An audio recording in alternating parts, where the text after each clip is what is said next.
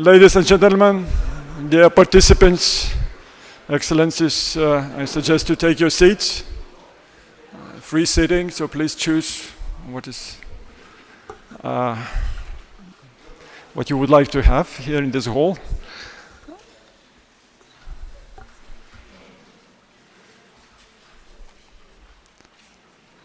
And let me start the conference, this day of the conference, with the invitation to Vice Minister of Foreign Affairs of the Republic of Lithuania, Mr.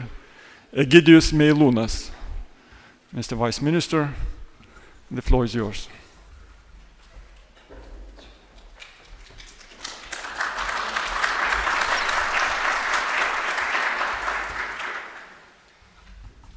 Good morning. It's really great pleasure and honor to welcome you all in Vilnius.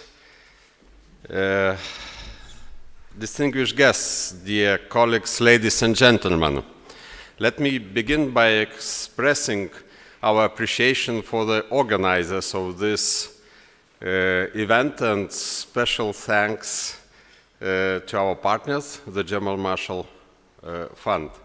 I will also thank colleagues and guests from NATO member states, countries of Indo-Pacific region, NATO and EU institutions for joining this event, which we believe will contribute in meaningful ways to the debate on how to build strong and lasting NATO partnerships with Australia, Japan, the Republic of Korea, and New Zealand.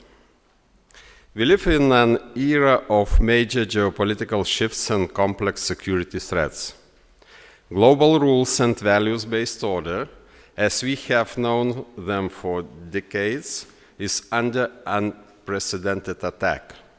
Regional security challenges can suddenly become a fundamental threat to the security and peace of the whole world. What is happening in Europe now could happen in Indo-Pacific region in the very near future. Russia's brutal war of aggression against Ukraine, and by extension against the whole democratic and free world, the increasingly aggressive and coercive behavior of China, and increased tensions in the Taiwan Strait, as well as military provocations by North Korea, are all posing threats that are interconnected and global by their nature. During his visit to Japan in January this year, NATO Secretary General Jens Stoltenberg emphasized, I quote, "We agree that transatlantic and Indo-Pacific security is deeply interconnected. What happens in this region matters to NATO, and what happens in Europe matters to you." As our minister, Mr. Gabrielius Landsbergis, yesterday in his opening speech said, I quote, "Our security is your security, and your security is our security." Ukraine is fighting not only for its own freedom and independence, but for ours as well. China and other autocratic regimes are watching this fight closely. That's why all of us, transatlantic and Indo-Pacific community, need to strengthen and continue our support to Ukrainians until their victory against the aggressor. Authoritarian regimes believe they can achieve their goals by using brutal force and dividing us. Therefore, the best response to their attempts is our cooperation, unity, and solidarity. Contrary to Russia's hopes, its war against Ukraine led to the democratic world becoming more united than ever before. Most importantly, it resulted in a stronger NATO and reinforce cooperation between the organization and its allies and partners. NATO 2022 strategic concept, adopted last year at the NATO Summit in Madrid, very clearly defined that NATO allies will strengthen dialogue and cooperation with new and existing partners in the Indo-Pacific to tackle cross-regional challenges and shared security interests. Ladies and gentlemen, aggressive authoritarian regimes are becoming increasingly consolidated. In this context, to respond to the changing security environment, protect our shared interests, and preserve a global system based on norms and values, we need to strengthen cooperation among like-minded countries further. We must become more proactive by enhancing our communication, information sharing, risk assessment, and interoperability. NATO allies and partners share common interests, especially in terms of strengthening resilience and making our regions more secure. These are particularly convergent in areas such as countering cyber and hybrid attacks, disinformation, protecting critical infrastructure, securing of supply chains, ensuring maritime security and freedom of navigation. Reducing harmful dependencies on autocratic regimes is another very important field where our interests and courses of actions are gradually becoming more and more aligned. The backbone of our cooperation is our shared values. NATO member states and the 4 Indo-Pacific countries are the world champions in terms of democracy and freedom. Thus, we are natural partners in safeguarding the global order and working together towards a peaceful and secure future. More than ever, we need to stand united and counter together the subversive attempts to change this order and internationally accepted rules. NATO and Indo-Pacific Conference Forging Deeper Partnerships offers an opportunity and a platform to discuss how we can chart the way forward for our cooperation. By engaging in constructive and meaningful discussions, we can develop proposals that will contribute to our enhanced cooperation and, I hope, the success of the Vilnius NATO Summit in July. So I thank you for your kind attention and wish you a very successful conference. Thank you very much.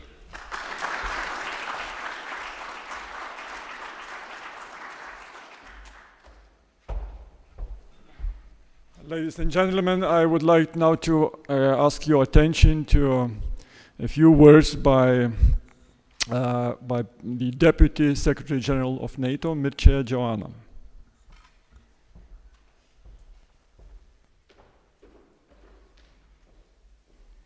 Good morning from NATO headquarters in Brussels. Many thanks to the Ministry of Foreign Affairs of Lithuania for organizing this very important conference, together with the German Marshall Fund, in the run-up to the Vilnius Summit this coming July. We live in a more dangerous and competitive world. Our values of freedom, of democracy, and the rule of law are under pressure. Russia's war of aggression against Ukraine grinds on. Authoritarian regimes in Moscow, Beijing, and elsewhere are openly challenging the rule-based international order. And security threats, from terrorists to nuclear proliferation, cyber attacks and climate change, are rising. These common challenges require a common response. This is why NATO is deepening our partnerships, including with our highly valued Indo-Pacific partners of Australia, Japan, New Zealand, and the Republic of Korea. These countries may be far away from alliance territory, but as our Secretary General Jens Stoltenberg said, security is not regional, it is global. Transatlantic security matters for the Asia-Pacific security and vice versa. Last year, for the first time, the leader of our 4 Indo-Pacific partners took part together in our historic summit in Madrid. And we look forward to welcoming them to the Vilnius Summit next July. Just a few weeks ago, we welcomed representatives from each of these countries to our foreign ministers meeting at the NATO headquarters. This high level of engagement is a testament to our deepening ties. Together, we are responding to Russia's war of aggression against Ukraine and its global repercussions, and we are supporting Ukraine's right to self-defense, enshrined in the UN Charter, to ensure it prevails as a sovereign, independent nation in Europe, but also to make it clear to Putin and other authoritarian leaders that aggression does not work and that using force leads to failure. China is watching closely and learning lessons that may influence its future decisions.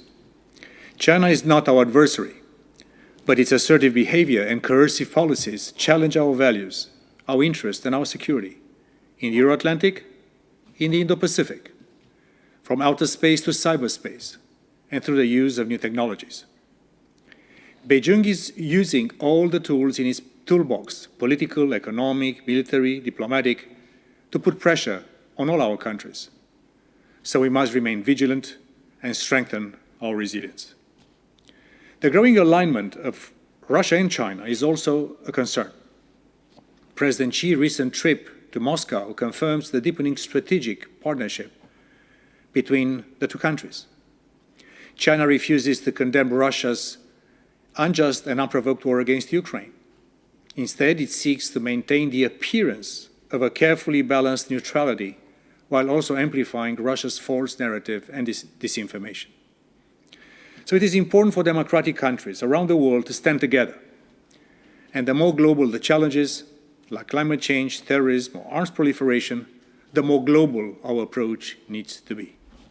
This is why NATO is stepping up our partnerships with Australia, Japan, New Zealand, and the Republic of Korea, and other like-minded partners around the world, to tackle shared challenges, uphold the rule-based international order, and yes, to preserve peace. So thank you so much for the occasion to address you. I wish you a very productive conference, and we're working hard to yet another exceptionally successful summit in Vilnius next July.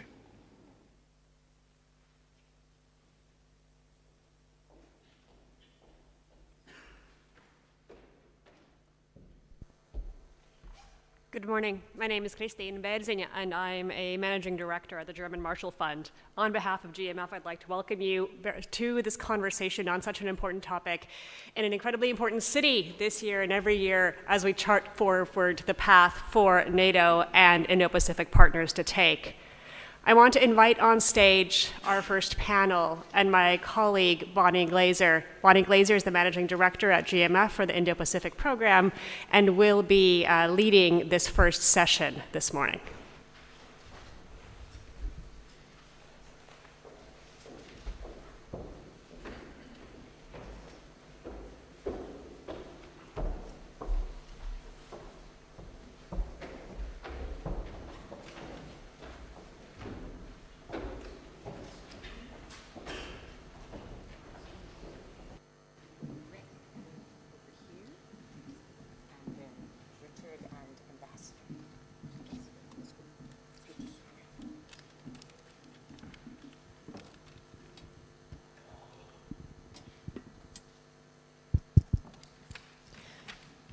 Good morning to everyone, and want to welcome also those who are joining us remotely as we are live streaming this session. I want to thank our partners at the Ministry of Foreign Affairs in the government of Lithuania. It is really an honor to be working with you on this conference as you move towards holding the summit this summer. I wanted to begin with a few brief remarks following the excellent remarks by Vice Minister Vilnius and our Deputy Secretary General from NATO. And I thought perhaps what I would do is just give a very brief review of some of the past cooperation that has been taking place between NATO and the Indo-Pacific. and this dates back at least 20 years. In early 2001, following the Al-Qaeda attacks on the United States, Australia, New Zealand, and South Korea contributed troops to the NATO-led ISAF mission in Afghanistan, and Japan's Maritime Self-Defense Force provided offshore logistical support. And then beginning in 2009, Australia and New Zealand contributed ships to the NATO-led counter-piracy operation off the coast of East Africa, and Japan and South Korea, though not formally part of the mission, deployed ships in parallel. Practical cooperation between NATO and these 4 Asia-Pacific countries was actually institutionalized in December 2016 when NATO held its first formal meeting with the Indo-Pacific partners, the 4 of them, at its headquarters in Brussels. And so here we are today in 2023, with many people recognizing that there is an increasing intersection between the security of the North Atlantic and the Indo-Pacific. And I recall being in a conversation with several ambassadors a couple of years ago in Washington, D.C., where one of them said, the 2 theaters, Europe and the Indo-Pacific, are increasingly linked, and maybe we should think of these as one theater. So today we're going to talk about the linkages between Europe and the North Atlantic and Indo-Pacific, what's driving these linkages, how coordination and cooperation can be strengthened between NATO and the Indo-Pacific partners. And I'm very pleased to welcome on this panel 4 officials who have enormous expertise, and very much looking forward to hearing their insights. To my immediate left is Deputy Minister Park Young-min, who is Deputy Minister for Multilateral and Global Affairs at the Republic of Korea. And then to his left is Mr. Rick Waters, who is the China coordinator at the U.S. State Department and also Deputy Assistant Secretary of State. Thank you for joining us. And to his left, we have Mr. Richard Tibbles, Special Envoy for the Indo-Pacific of the European External Action Service. And then last but not least, we have Ambassador Tetsu Ozaki, who is Ambassador of Japan to the Republic of Lithuania. So thank you all for being with us. We've decided that we will open this panel by giving each of our speakers about 5 minutes to present their thoughts on the connections between the Indo-Pacific and NATO, some of the drivers and ways that we can cooperate and further strengthen the linkages going forward, and then we'll have a conversation. And hopefully in the last few minutes of our panel, we will extend the opportunity to some of our participants who are here in the audience if you have questions. So please think about them in advance. We'll turn to you later. So I'll turn to you first, Deputy Minister Park, please. Thank you, Ms. Glazer. Let me start by thanking the government of Lithuania and the German Marshall Fund for inviting me to this meaningful event.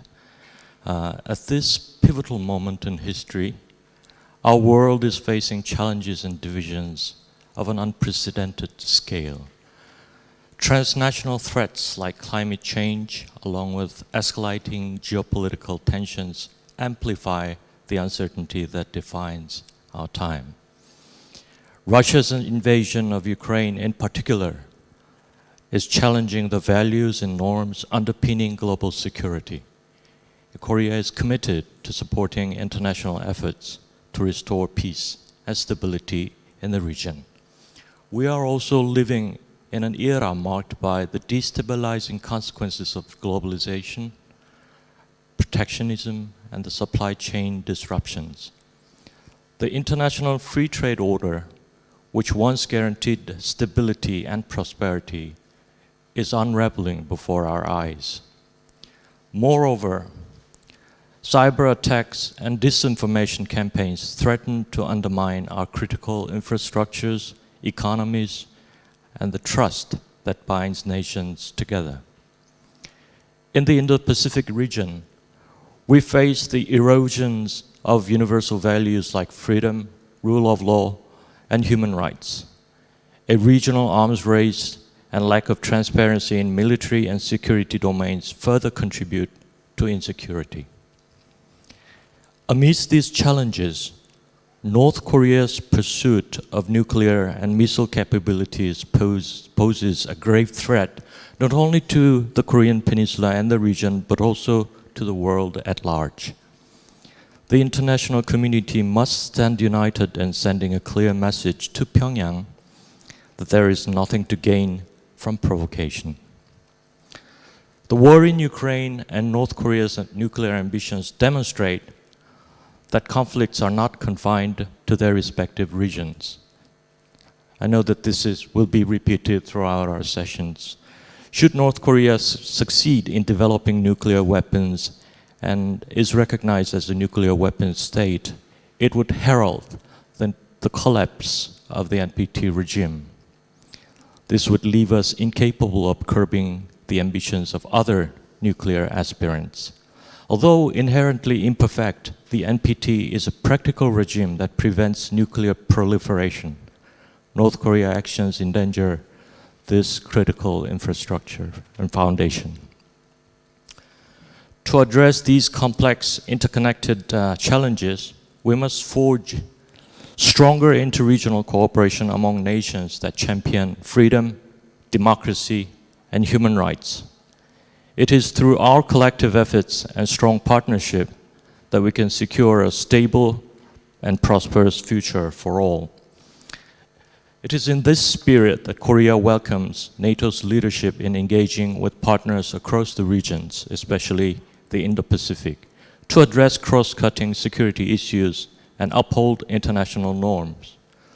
The engagement led to the historic attendance of Indo-Pacific leaders at the NATO Summit last year, where President Yoon Suk-yeol became the first Korean president to participate.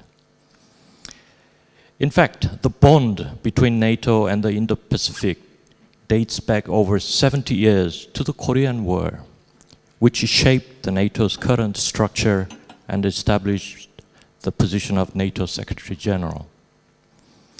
Against this backdrop, it would be meaningful for NATO and partners in the Indo-Pacific region to further explore ways to enhance practical cooperation.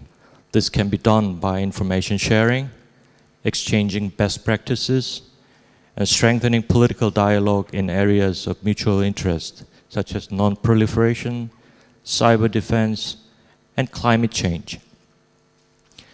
Indo-Pacific countries can also benefit from NATO's expertise and capacity building in areas such as cyber defense, counterterrorism, and border security.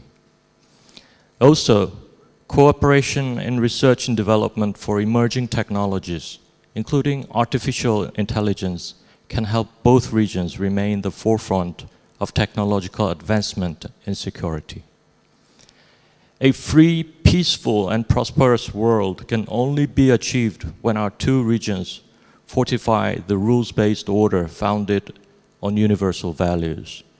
To this end, as Korea aspires to become a global pivotal state, we hope to work more closely with NATO. Our strategy for a free, peaceful, and prosperous Indo-Pacific will serve as a blueprint for forging future-oriented partnerships that benefit the entire region and beyond. And we hope to strengthen this partnership through the recently established Korean mission to NATO. And with that, let me once again thank the organizers for bringing us together to address these pressing issues. Thank you, Bonnie. Thank you so much, Deputy Minister, for helping to set the table for our discussion. And now I'll turn the floor over to Mr. Waters from the State Department. Thank you, Bonnie. Thank you, Bonnie. First off, I'd like to thank the Lithuanian Foreign Ministry and the German Marshall Fund for hosting this important event today. It's very good to see old friends, the Vice Foreign Minister, and we are reminded when we have an event like this of the importance of both our shared values and our shared challenge, which I think is very aptly reflected in the title of this panel. I'll be fairly brief. I want to make 4 points about how we see the challenge before us. And again, given that my position is China coordinator at the State Department, I'll focus largely on the question of how we see the People's Republic of China in this context. The first point I would make is that for those who haven't seen it, Secretary Yellen gave an important speech this morning on one aspect of the U.S. approach to China. And while she focused primarily on the economic dimension, I think what I want to highlight from her remarks is her statement that we view China as having a more confrontational posture, not only in the Indo-Pacific, but also in Europe. And I think this point was, widely discussed last year at the NATO Summit in Madrid, where the language in the communiqué on China as a systemic competitor, I think, rings true for many capitals here in Europe as it does in our own. And fundamentally, when we talk about strategic competition, what is foremost is the challenge to the rules-based international order.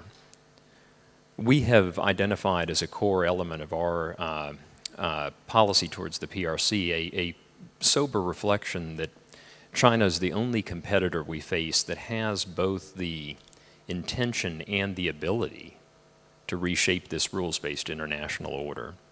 And I think it was important when NATO came together to recognize and acknowledge this reality last June. The second point I will make is that this observation is not simply an assertion by the U.S. and others, but I think it's reflected in some of the key pronouncements by both Beijing and Moscow themselves. When we reflect back on the February 4th, 2022 joint statement, there is language in that statement that defines exclusive blocs as serious threats to global peace and security. So I think there is a way to reflect back on the actual language that both Beijing and now Moscow are using to describe NATO. And in a way, this underscores the point about the challenge to the rules-based international order. Third, I would highlight a number of areas in which we view these challenges playing out, both in different regions and in different domains. In the Indo-Pacific, I think we're all closely following efforts to challenge peace and stability in the cross-strait context, in the South and East China Sea, and we have spoken a bit about the DPRK nuclear threat and the challenges that implies to global nonproliferation regimes. But there are more. We have some concerns about the underlying meaning of some of the initiatives that are being put forward by Beijing, the Global Security Initiative. What does it mean to have initiatives like this at a time when fundamental precepts and tenets of the rules-based order, such as Ukraine's sovereignty, are coming under direct threat? These are important questions that we have to ask. In the area of China's global military ambitions, I think we are watching carefully the ambitions for basing and for access, some of which extend to Europe's borders. In the area of emerging domains, we have PLA modernization efforts that carry deep implications for space, cyber, the use of artificial intelligence in the military domain, and I know these are issues that are all being deeply debated and studied, both in European capitals and in the Indo-Pacific. In the traditional strategic realm, we ourselves have deep concerns about the meaning of a Chinese nuclear buildup in the direction of 1,500 warheads by 2035, and particularly the non-transparent aspects of the intentions and the doctrine behind these numbers. And in the informational realm, it is a source of concern that the structures that China has long used are being resourced with billions of dollars with content sharing agreements, and often repurposed towards the spread of disinformation or narratives that I think run counter to democracies and to the reality of what we see in both of these regions. We also see some concern in the tactics that are being applied in all of these domains, whether it's unsafe and non-standard intercepts in the Indo-Pacific theater, or various aspects of coercion, particularly economic, that I know ring home to many here in Lithuania and in other capitals in the region. So I'll round out by saying that looking ahead, I think there are a number of tasks before us that we should discuss today. One is that the strengthening of ties between NATO and our Indo-Pacific partners we think is a fundamental priority, and this is something that I think the April ministerial represented an important interim milestone in this regard. Two, we view NATO fundamentally as an adaptive alliance, and we think that it's important to continue to work on the strategic concept and its implementation, because as an adaptive alliance, we have to reshape our efforts around these emerging priorities. Three, and I think some of this is beyond the immediate ambit of NATO, but it's certainly relevant to today's discussion.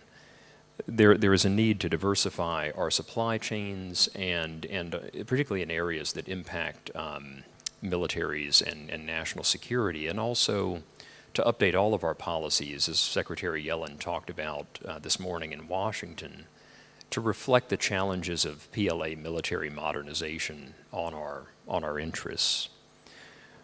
Four, I think we have to be confident as democracies in defending our interests and our values publicly, particularly at a time when these come under threat from foreign state disinformation. And fifth, and I think this is an important point to underscore and bound the conversation today, we have to be responsible in managing our differences directly with Beijing.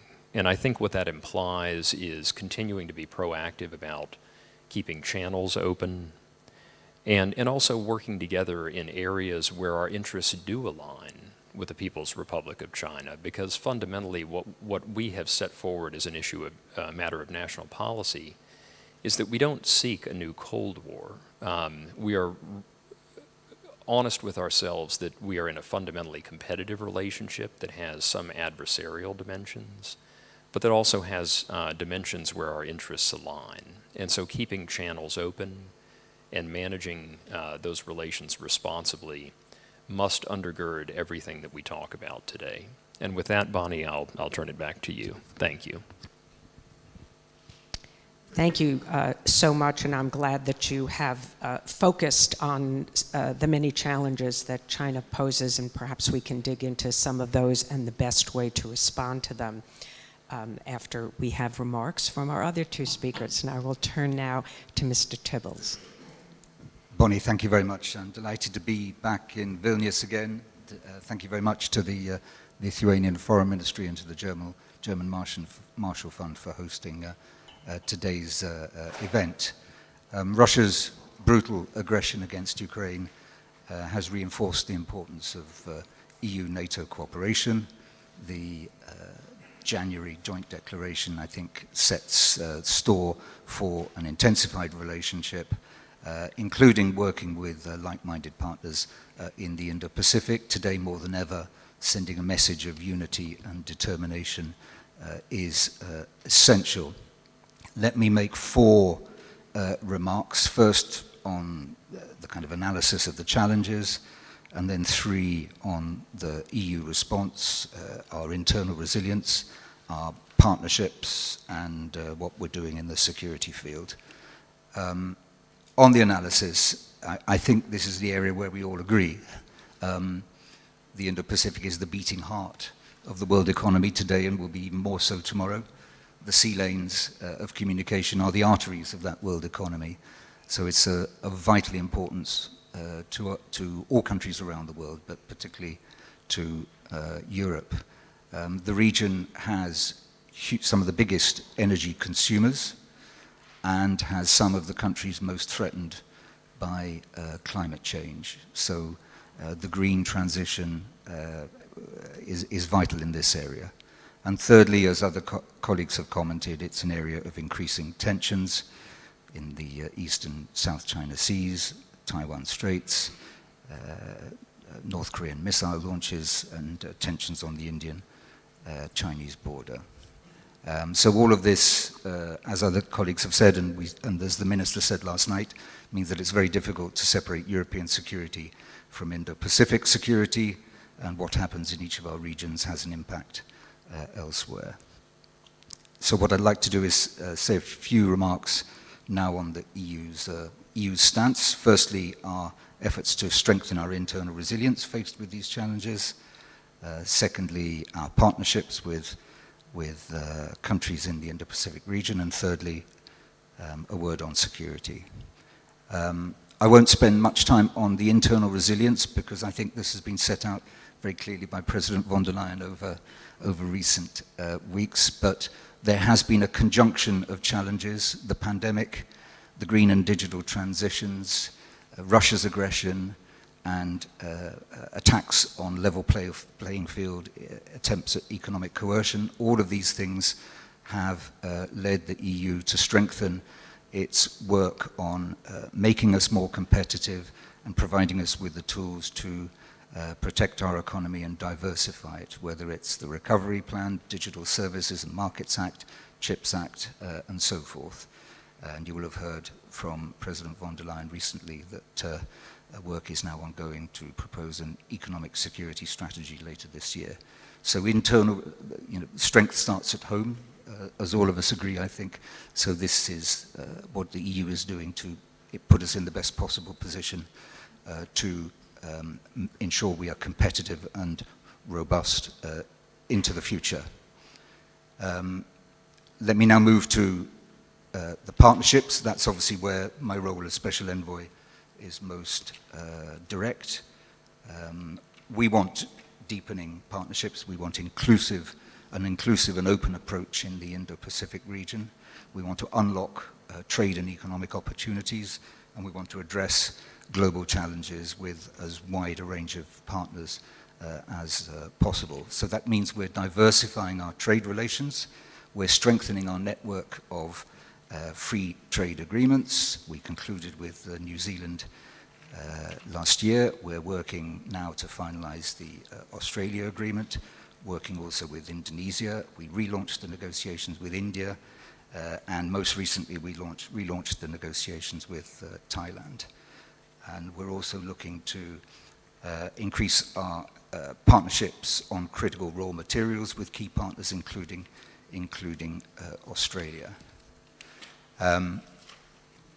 On green transition, I think there isn't a country in the Indo-Pacific that we're not working on green issues with. So this is both bilaterally and obviously working in international fora to ensure that we really push forward the green agenda. I won't say much more on that.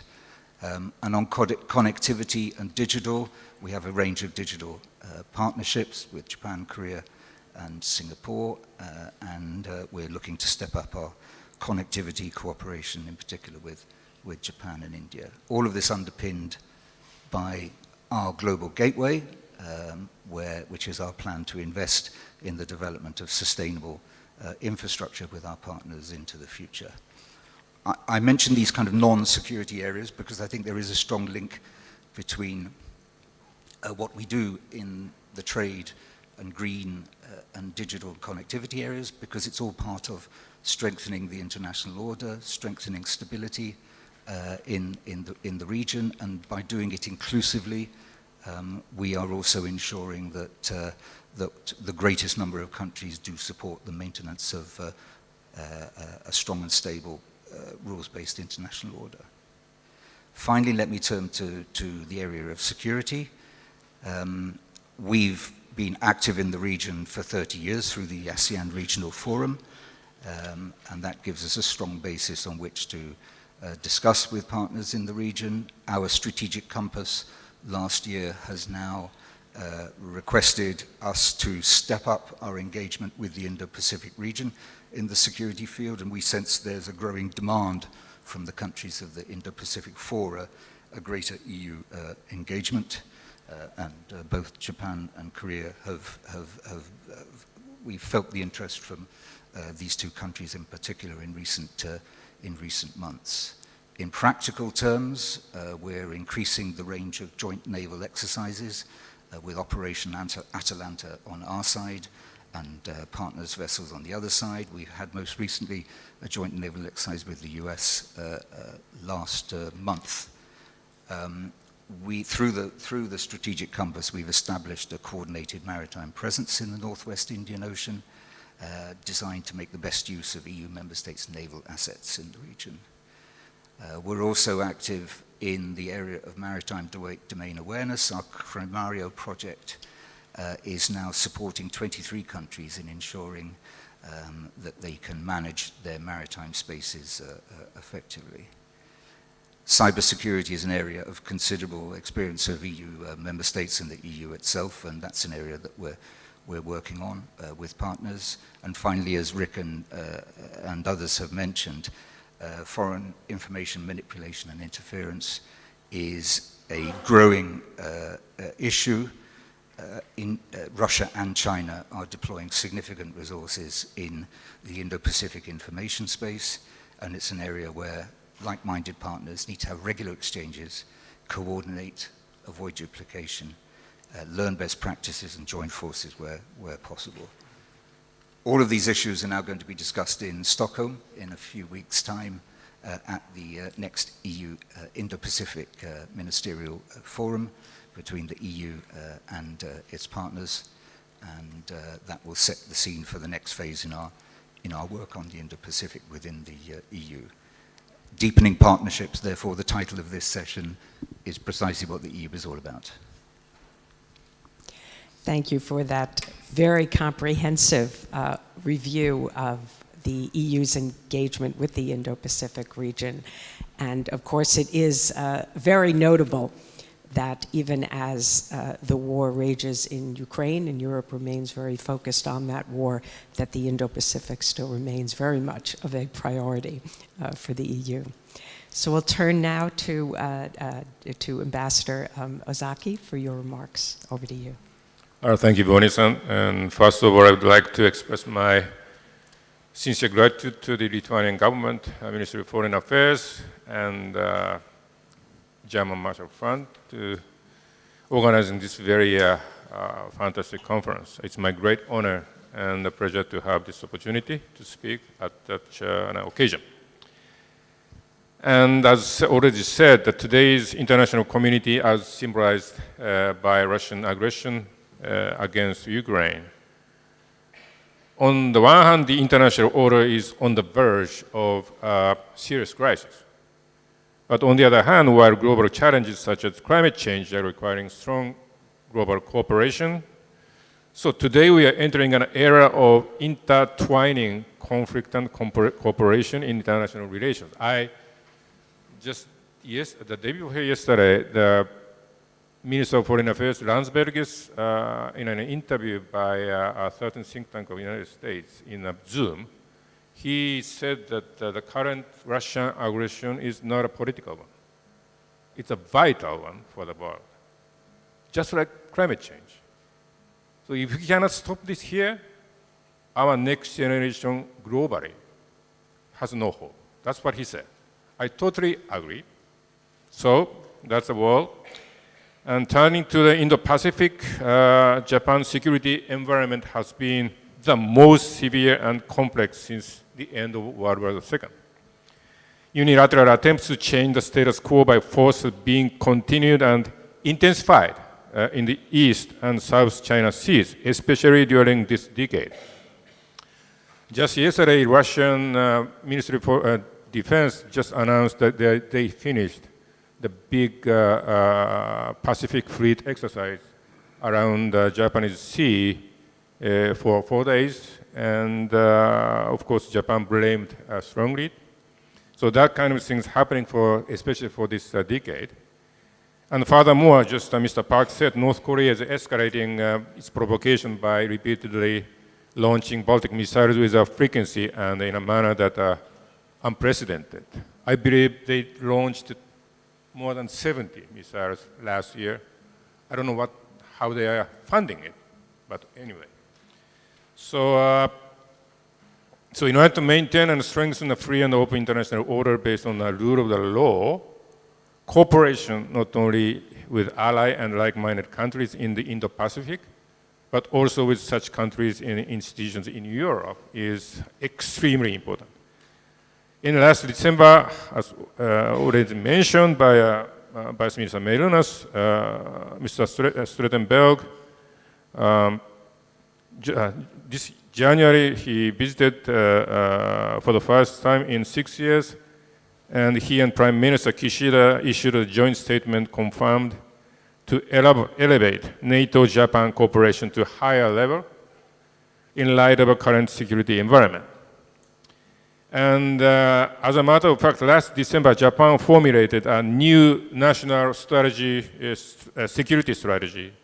And this strategy clearly states that Japan will fundamentally reinforce defense capabilities and strengthen cooperation with NATO.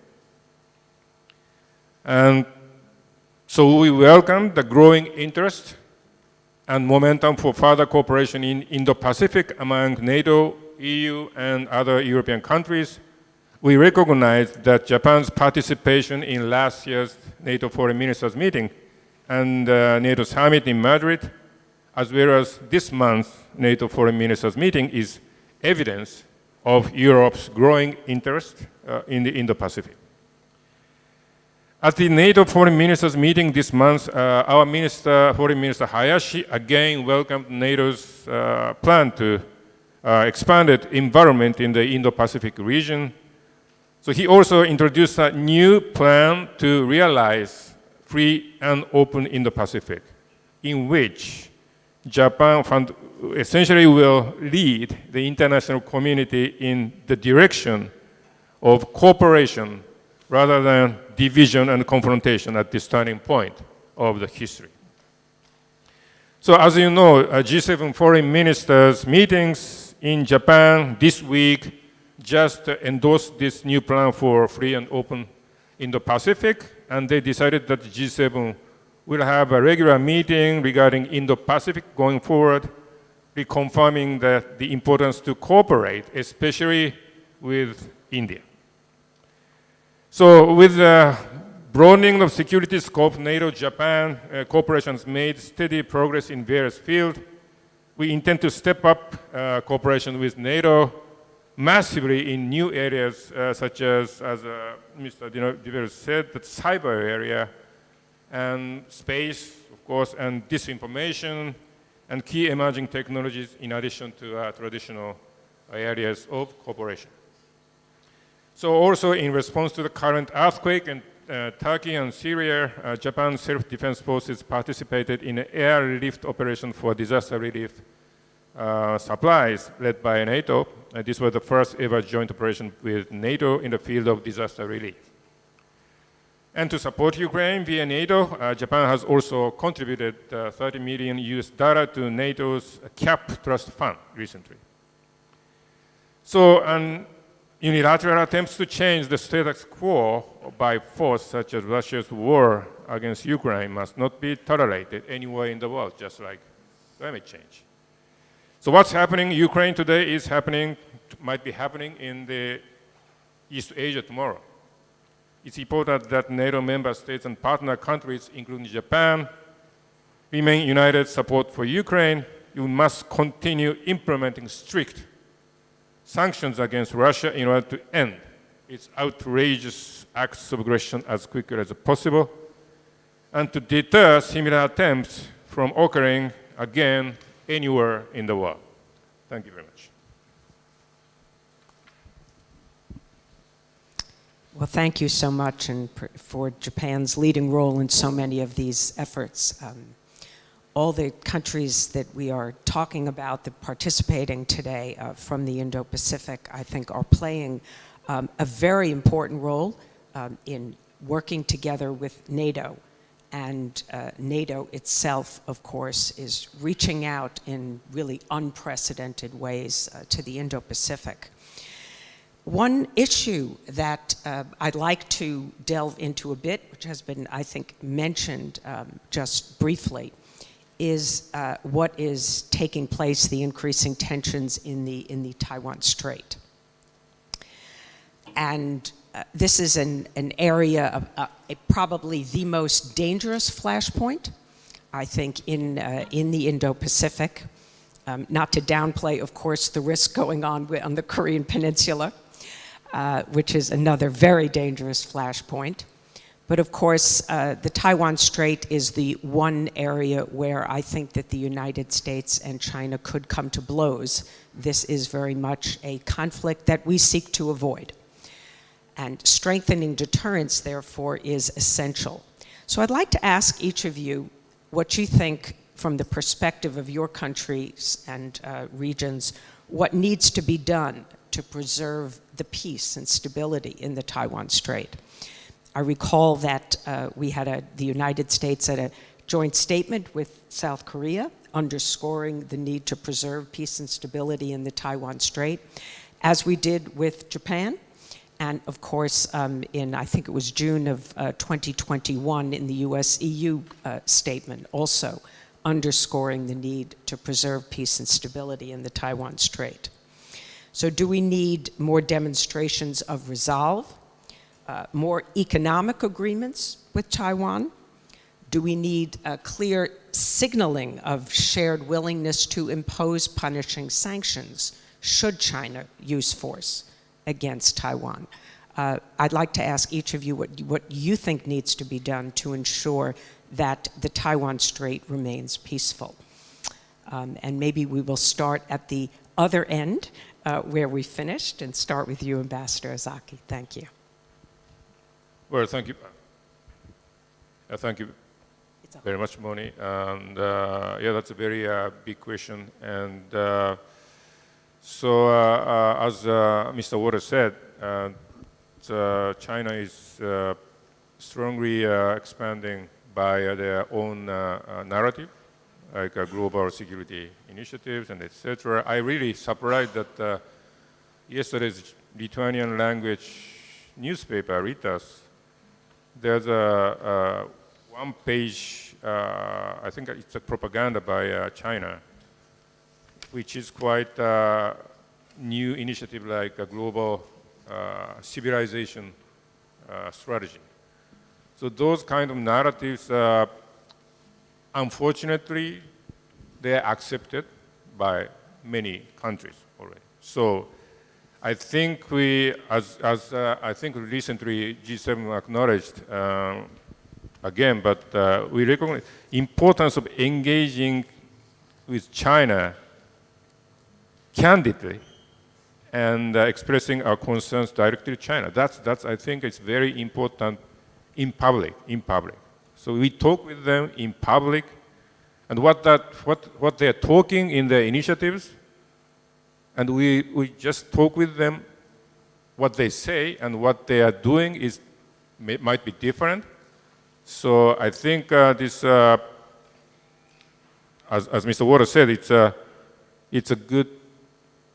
We have to have a more communication with China because they are communicating more and more countries.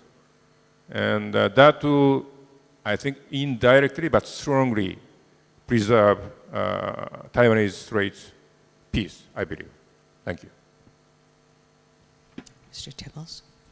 Thanks very much. I'm going to be very brief on this because unlike Rick, China isn't really part of my portfolio. Just to say that the EU obviously has a strong interest in the maintenance of peace and stability, that we are therefore committed to that and encourage all parties to exercise restraint and maintain open lines of communication to prevent misunderstandings. And I think that's an extremely important thing in today's environment. So no unilateral changes to the status quo by force, and tensions must be resolved through dialogue. And in addition to keeping open lines of communications between the parties, I think continuing discussions between the like-minded countries is equally important, and I know a lot of that is going on. Thank you. Mr. Waters?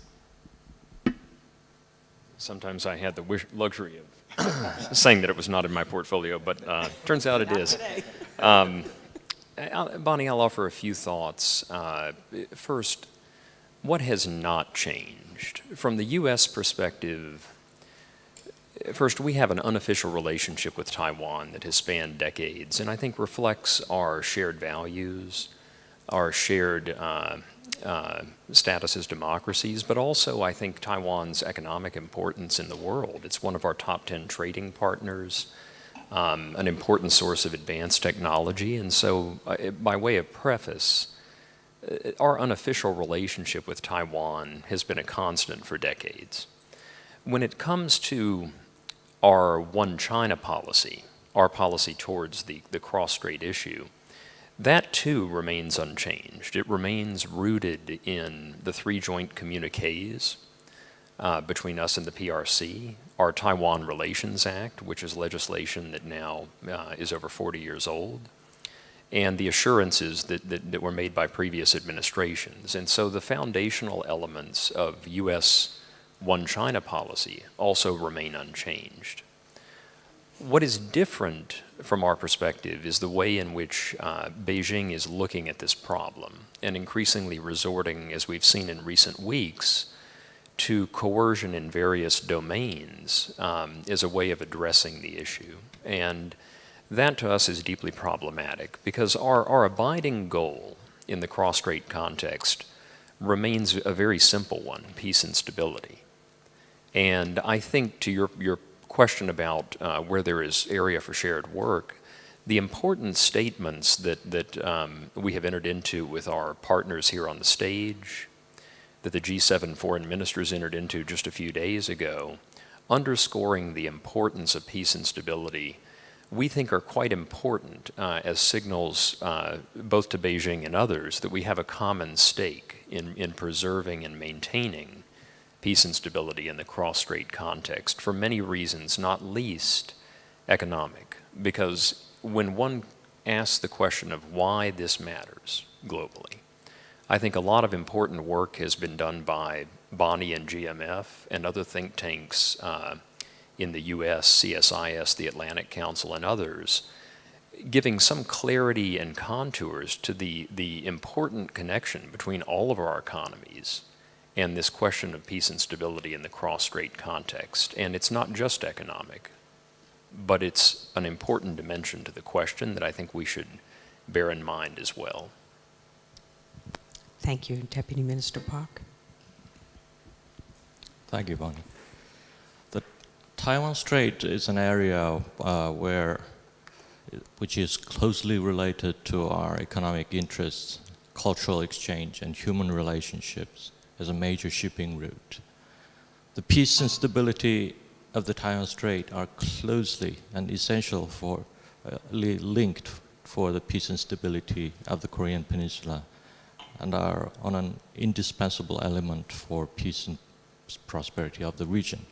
Our position is to oppose unilateral changes to the status quo by force and to support the maintenance of peace and stability in the Taiwan Straits through dialogue and cooperation.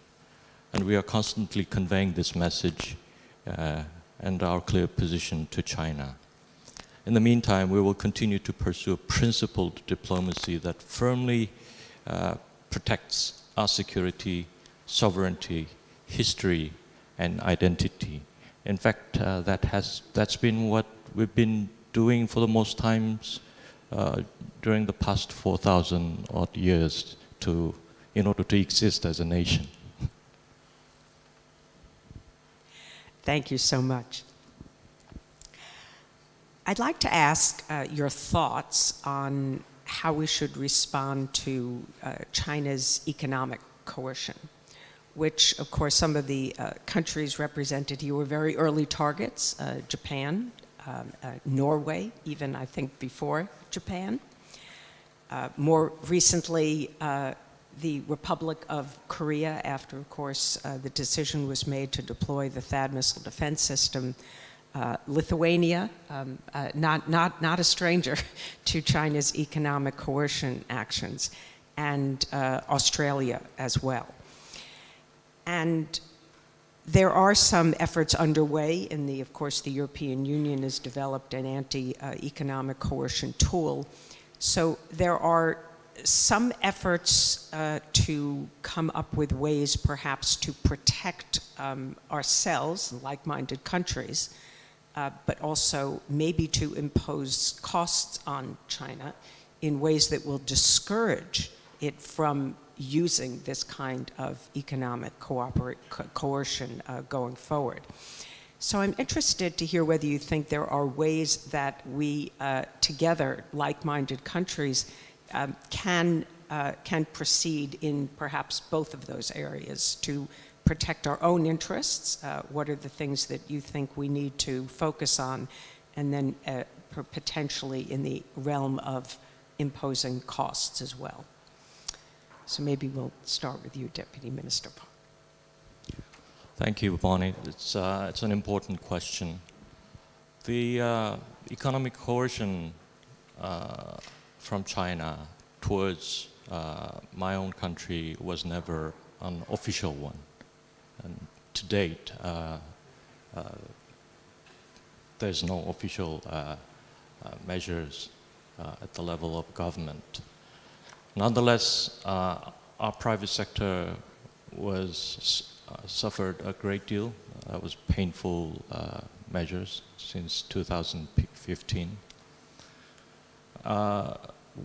Having been through these experiences, we have learned that it's very important to help the country under pressure by the like-minded country. You see, economy is like a living creature, and eventually it finds its way out. So easing the pain at an early stage is a very important measures to think about. And there's also a lopside I would like to share. Have any of you heard about a boy group called the BTS? Yeah, Blackpink. Younger generation. Yeah, the movie Parasite, which has awarded Academy Award, and the Netflix drama Squid Game. The Korean entertainment business has enormous global success rather recently. And that I cannot but link to what China did to our industry. They closed down their market. Before that, China was sufficiently large market, profitable market, easily accessible market. The China was low-hanging fruit for our entertainment business and contents business. When they closed down their market, our business people had no other choice but to go global, and they were rather successful at it. I don't think this was the intention, but there's always in coercive measures by whichever side has unintended side effects, and we also need to put that into account. That was my comment.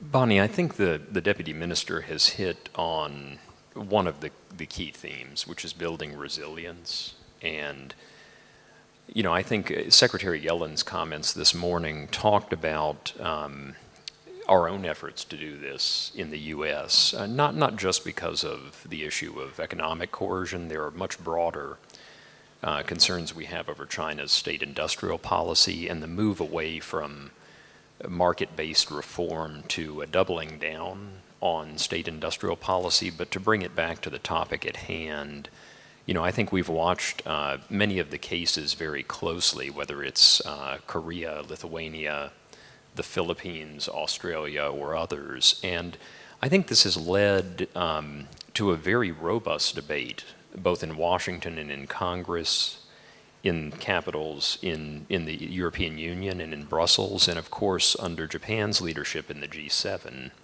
to think about new and different ways of responding.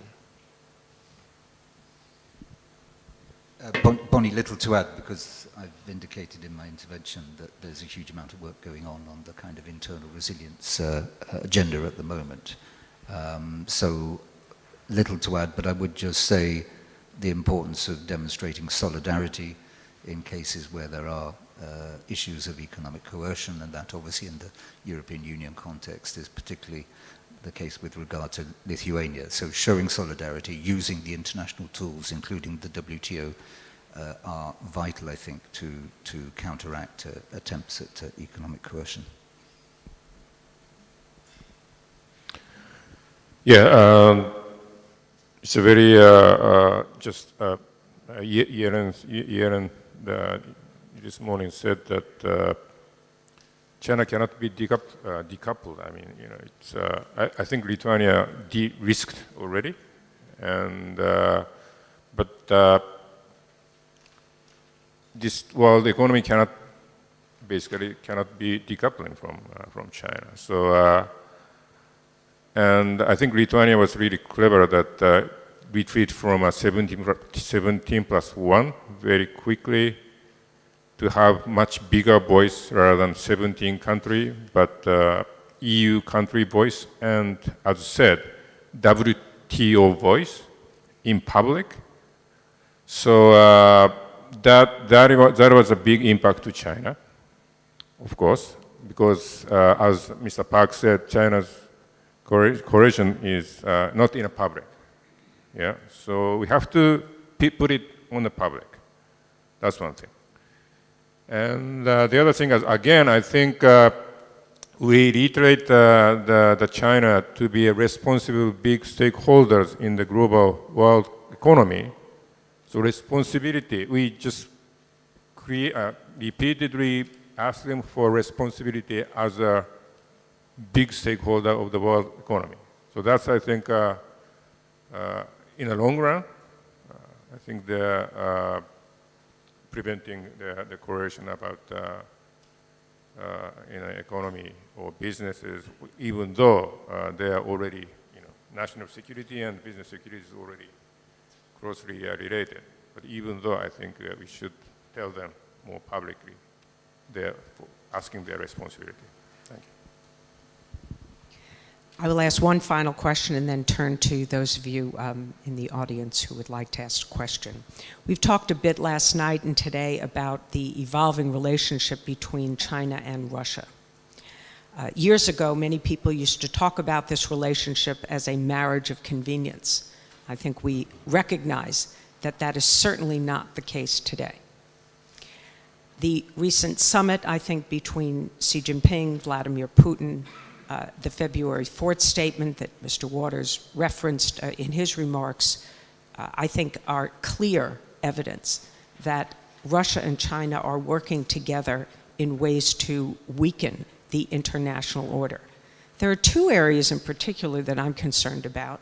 One is the growing cooperation in disinformation and propaganda, and the other is the what I think will be increased defense industrial cooperation, perhaps in areas like hypersonic weapons, counter space capabilities, maybe even submarine technology and nuclear cooperation.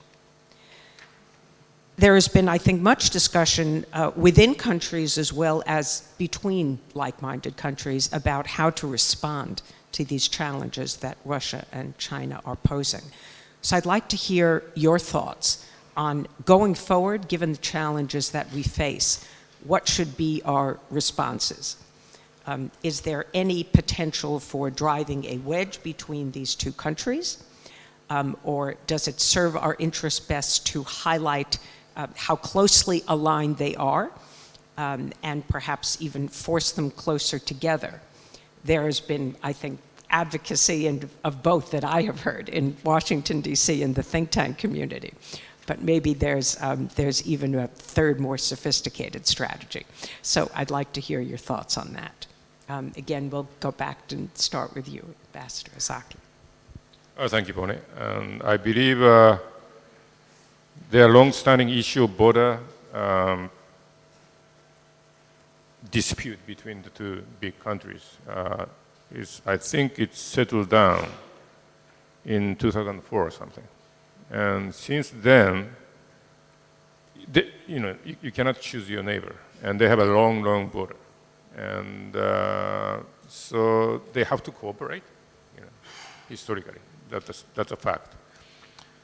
And as I said, since especially this decade, I believe, from 2012 or something, their joint military Navy exercise in Indo-Pacific is very increased a lot. Yeah.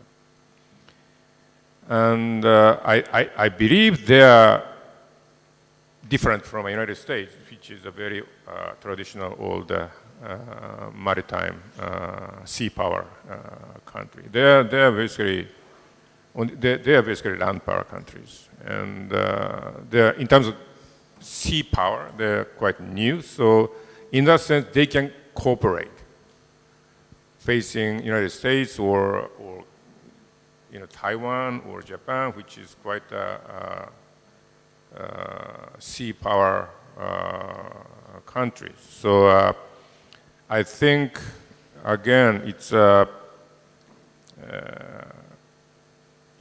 kind of gaining a kind of sea territory, like doing in the land. But our common sense is sea is not a territory. it's a free, open, space. But for them, it's kind of land.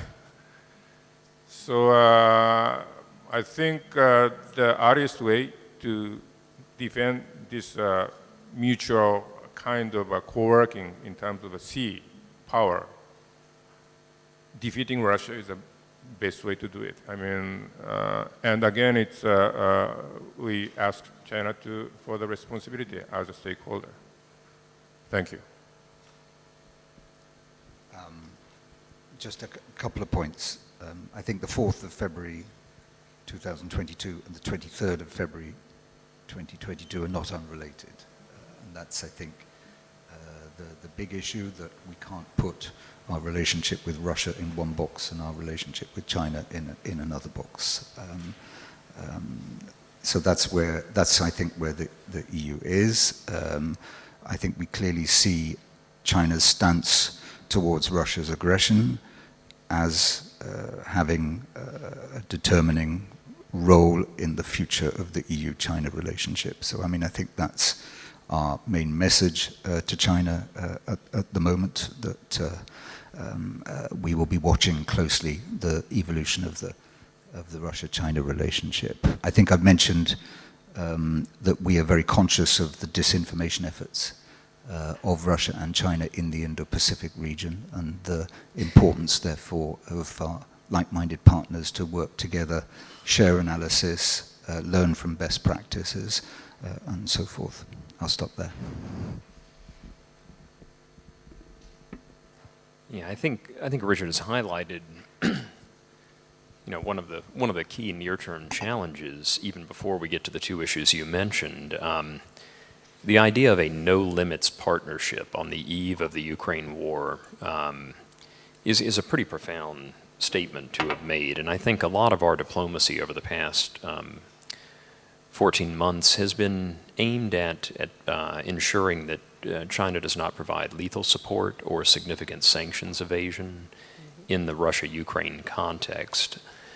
The 12-point peace plan that China put forward, in our view, had it stopped after the first point, which was an affirmation of Ukraine's sovereignty, it might have been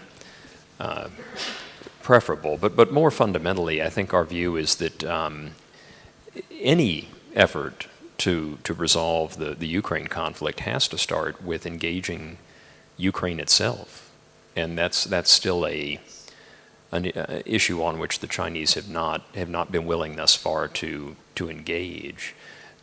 But Bonnie, I do think it's important, the issues that you've highlighted, and particularly this issue of disinformation, and that's why I highlighted early on the reality that as China is entering into content sharing agreements, these are issues of concern, because in many countries, particularly in the global south, that may well be the sole source of content. And we have focused quite a bit internally on looking for ways to ensure that third country media markets have alternatives, have access to other sources of information, because we cannot cede the playing field altogether to disinformation or narratives that are simply untrue.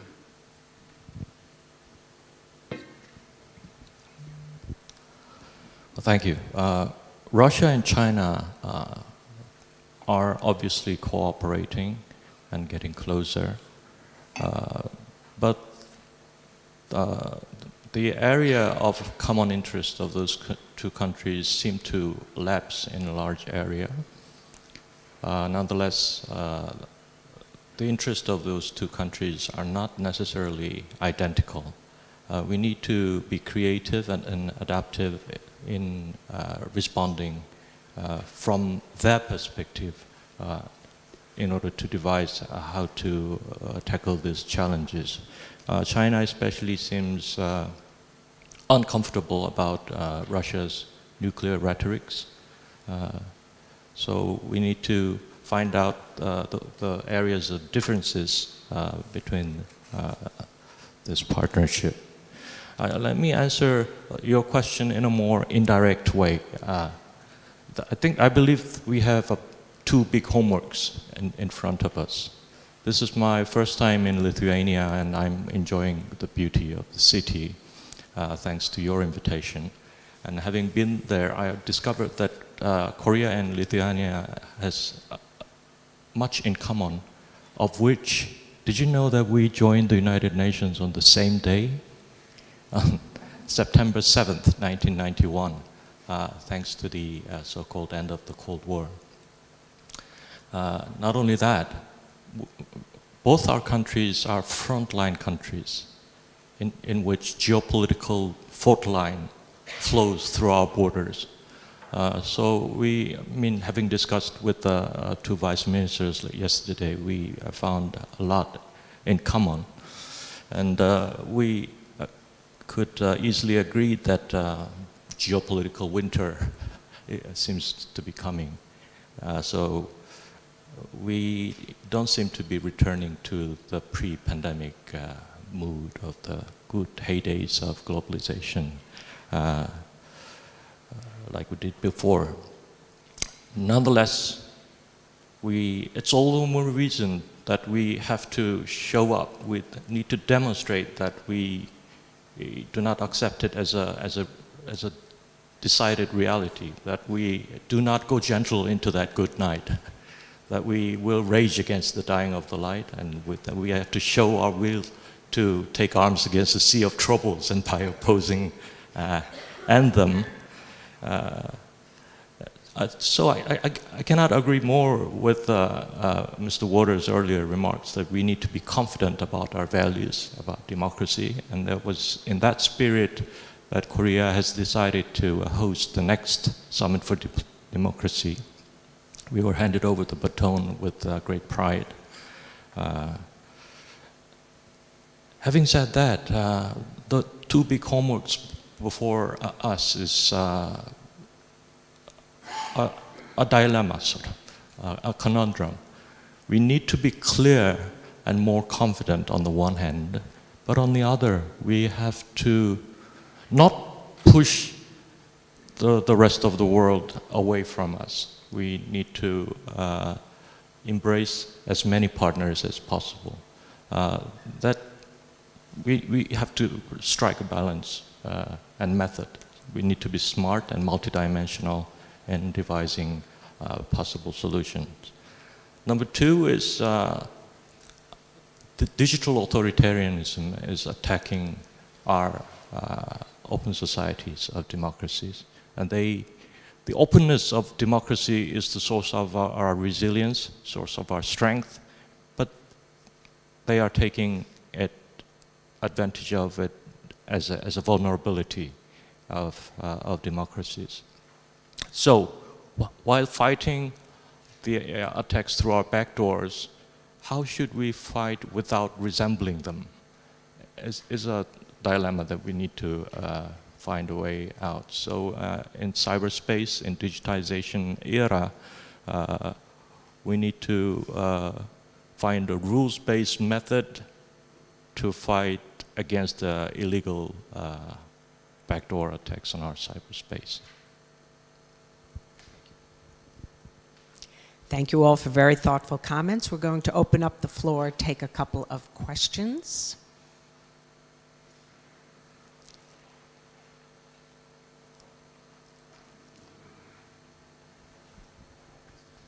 Well, I'm local.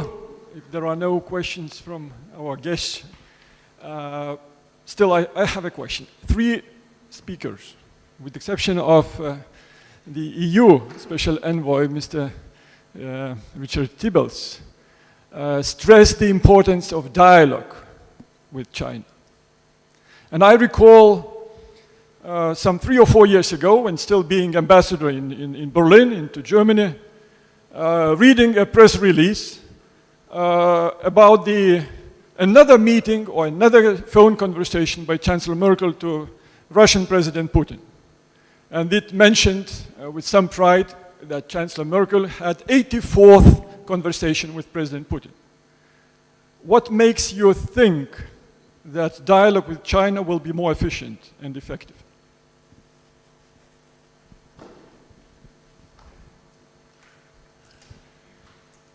Before I go back to the panel, let's see if there's any other questions that we can add to the discussion here. Yes, Patrick Cronin. Yes, thank you, Bonnie. Maybe this is a question that relates to the other question as well, which is, how can crisis communications with China be strengthened, or what is being done already to try to strengthen those communications to avoid a crisis from escalating? Thank you.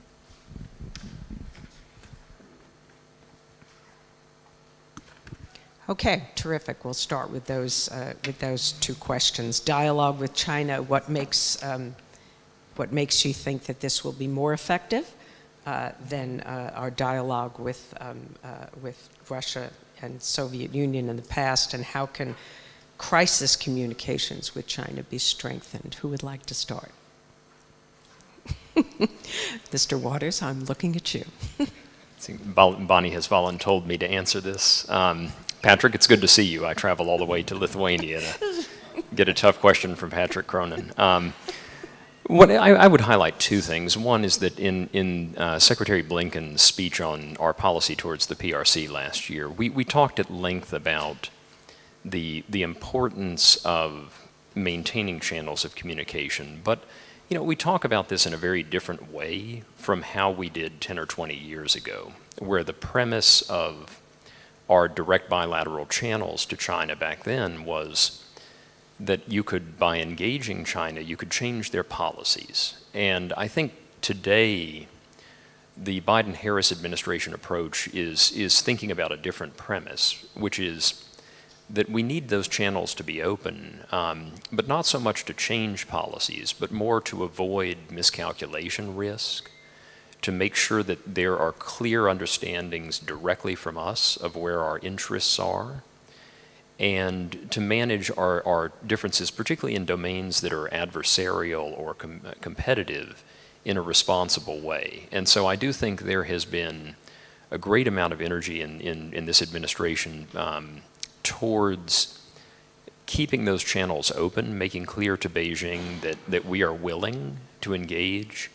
Our presidents, when they met in Bali last November, laid out a plan of sorts for senior level meetings and channels to remain open over the course of this year. And while that was temporarily disrupted by a balloon that flew over parts of the Midwest, I do think that we have really maintained, as Secretary Yellen said today, that we are going to keep that hand outstretched, because we do think it's important both for us and our other partners to be communicating directly to Beijing about our concerns and about how we want to bound competitive relationships so they don't veer into conflict or crisis. I would also add that there was an episode, I believe it was in the fall of 2020, when the PLA and others in China seemed to really believe that the United States was going to launch an attack in the South China Sea.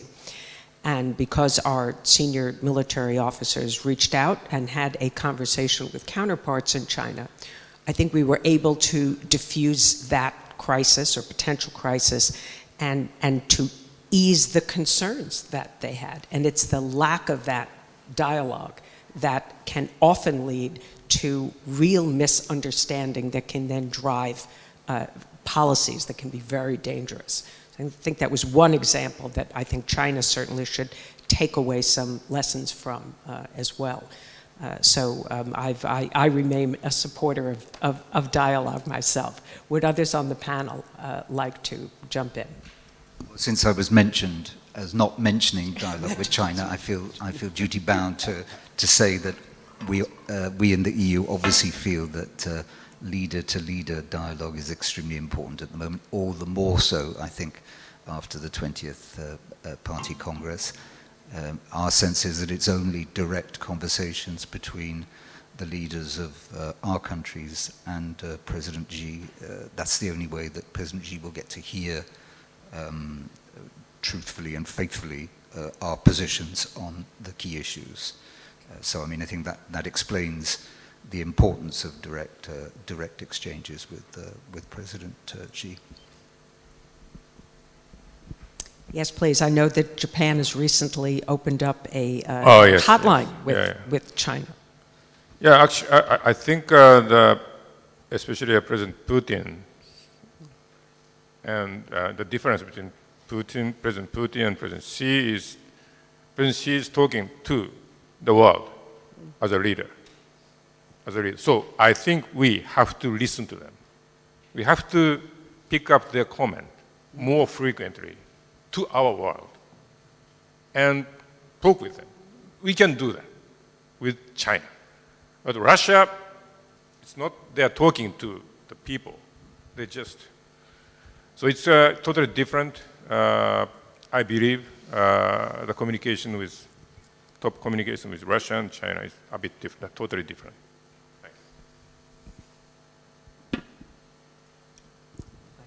Yeah, I'll be brief. Let me just add that effective or otherwise, dialogue is necessary. That's what the diplomats are paid to do. And in order to avoid risk factors, having a channel is necessary. Especially, Mr. Waters mentioned China's plan to increase its nuclear warheads to 1,500.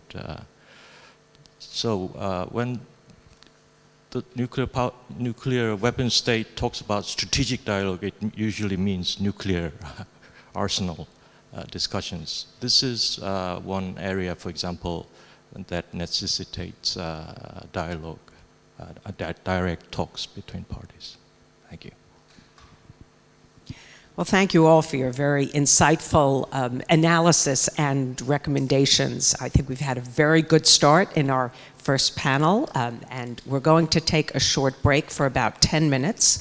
The restrooms, for those of you who are with us in the room, are one floor down next to the wardrobe, and we will reconvene here in 10 minutes at 10:30 a.m. Thank you so much.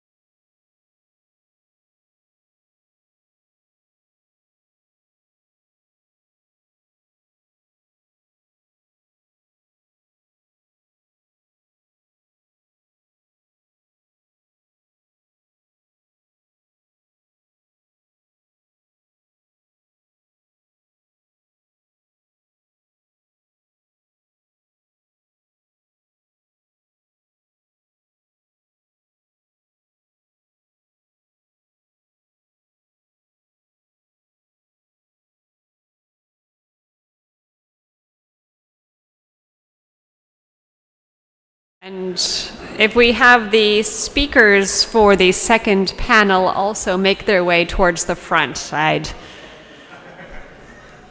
appreciate it.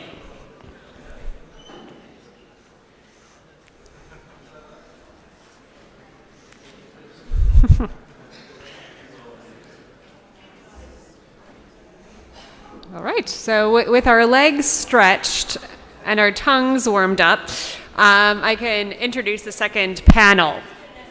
So our second panel today will be looking at going from Madrid to Vilnius and beyond. So how do we create a closer partnership? We have 5 speakers for you for this session, and they'll take their seats.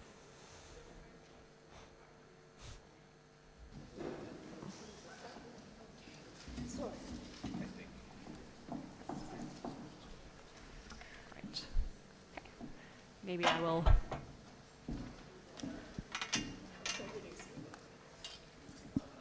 Okay.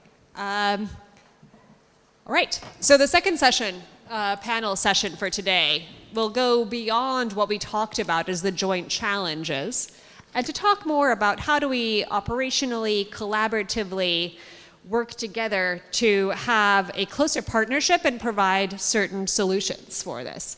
We have a variety of perspectives moving also more across the Indo-Pacific region, and also having a French perspective as well, to really get at more of the potential, the ambition, and the practicality of what can come next. The speakers that are joining us today for this are Ambassador Marc Abensour. You are ambassador, the French ambassador for the Indo-Pacific.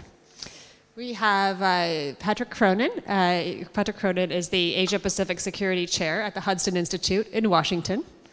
We have Dr. Akiko Fukushima, Senior Fellow at the Tokyo Foundation for Policy Research, coming to us from Japan. We have Hervé Lemieux. You are the Director for Research at the Lowy Institute in Australia. And we have Niklas Svanström, the Director of the Institute for Security and Development Policy in Sweden. As in the previous session, we're going to have introductory remarks from the panelists, and then we'll have a moderated discussion among the panelists as well as with the room. So with that, Ambassador, please, I'm very curious to hear your thoughts. Well, thank you very much, and thank you for having me, and my thanks also to the government of Lithuania and GMF, for organizing such an event. So I go straight to the point, and first, say very clearly that we welcome, this exchange of views between NATO and partners from the Indo-Pacific. We think it's very useful, to share strategic perspectives on the security situation in the Euro-Atlantic zone and in the Indo-Pacific.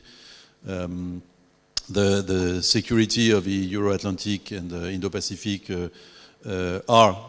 is interconnected.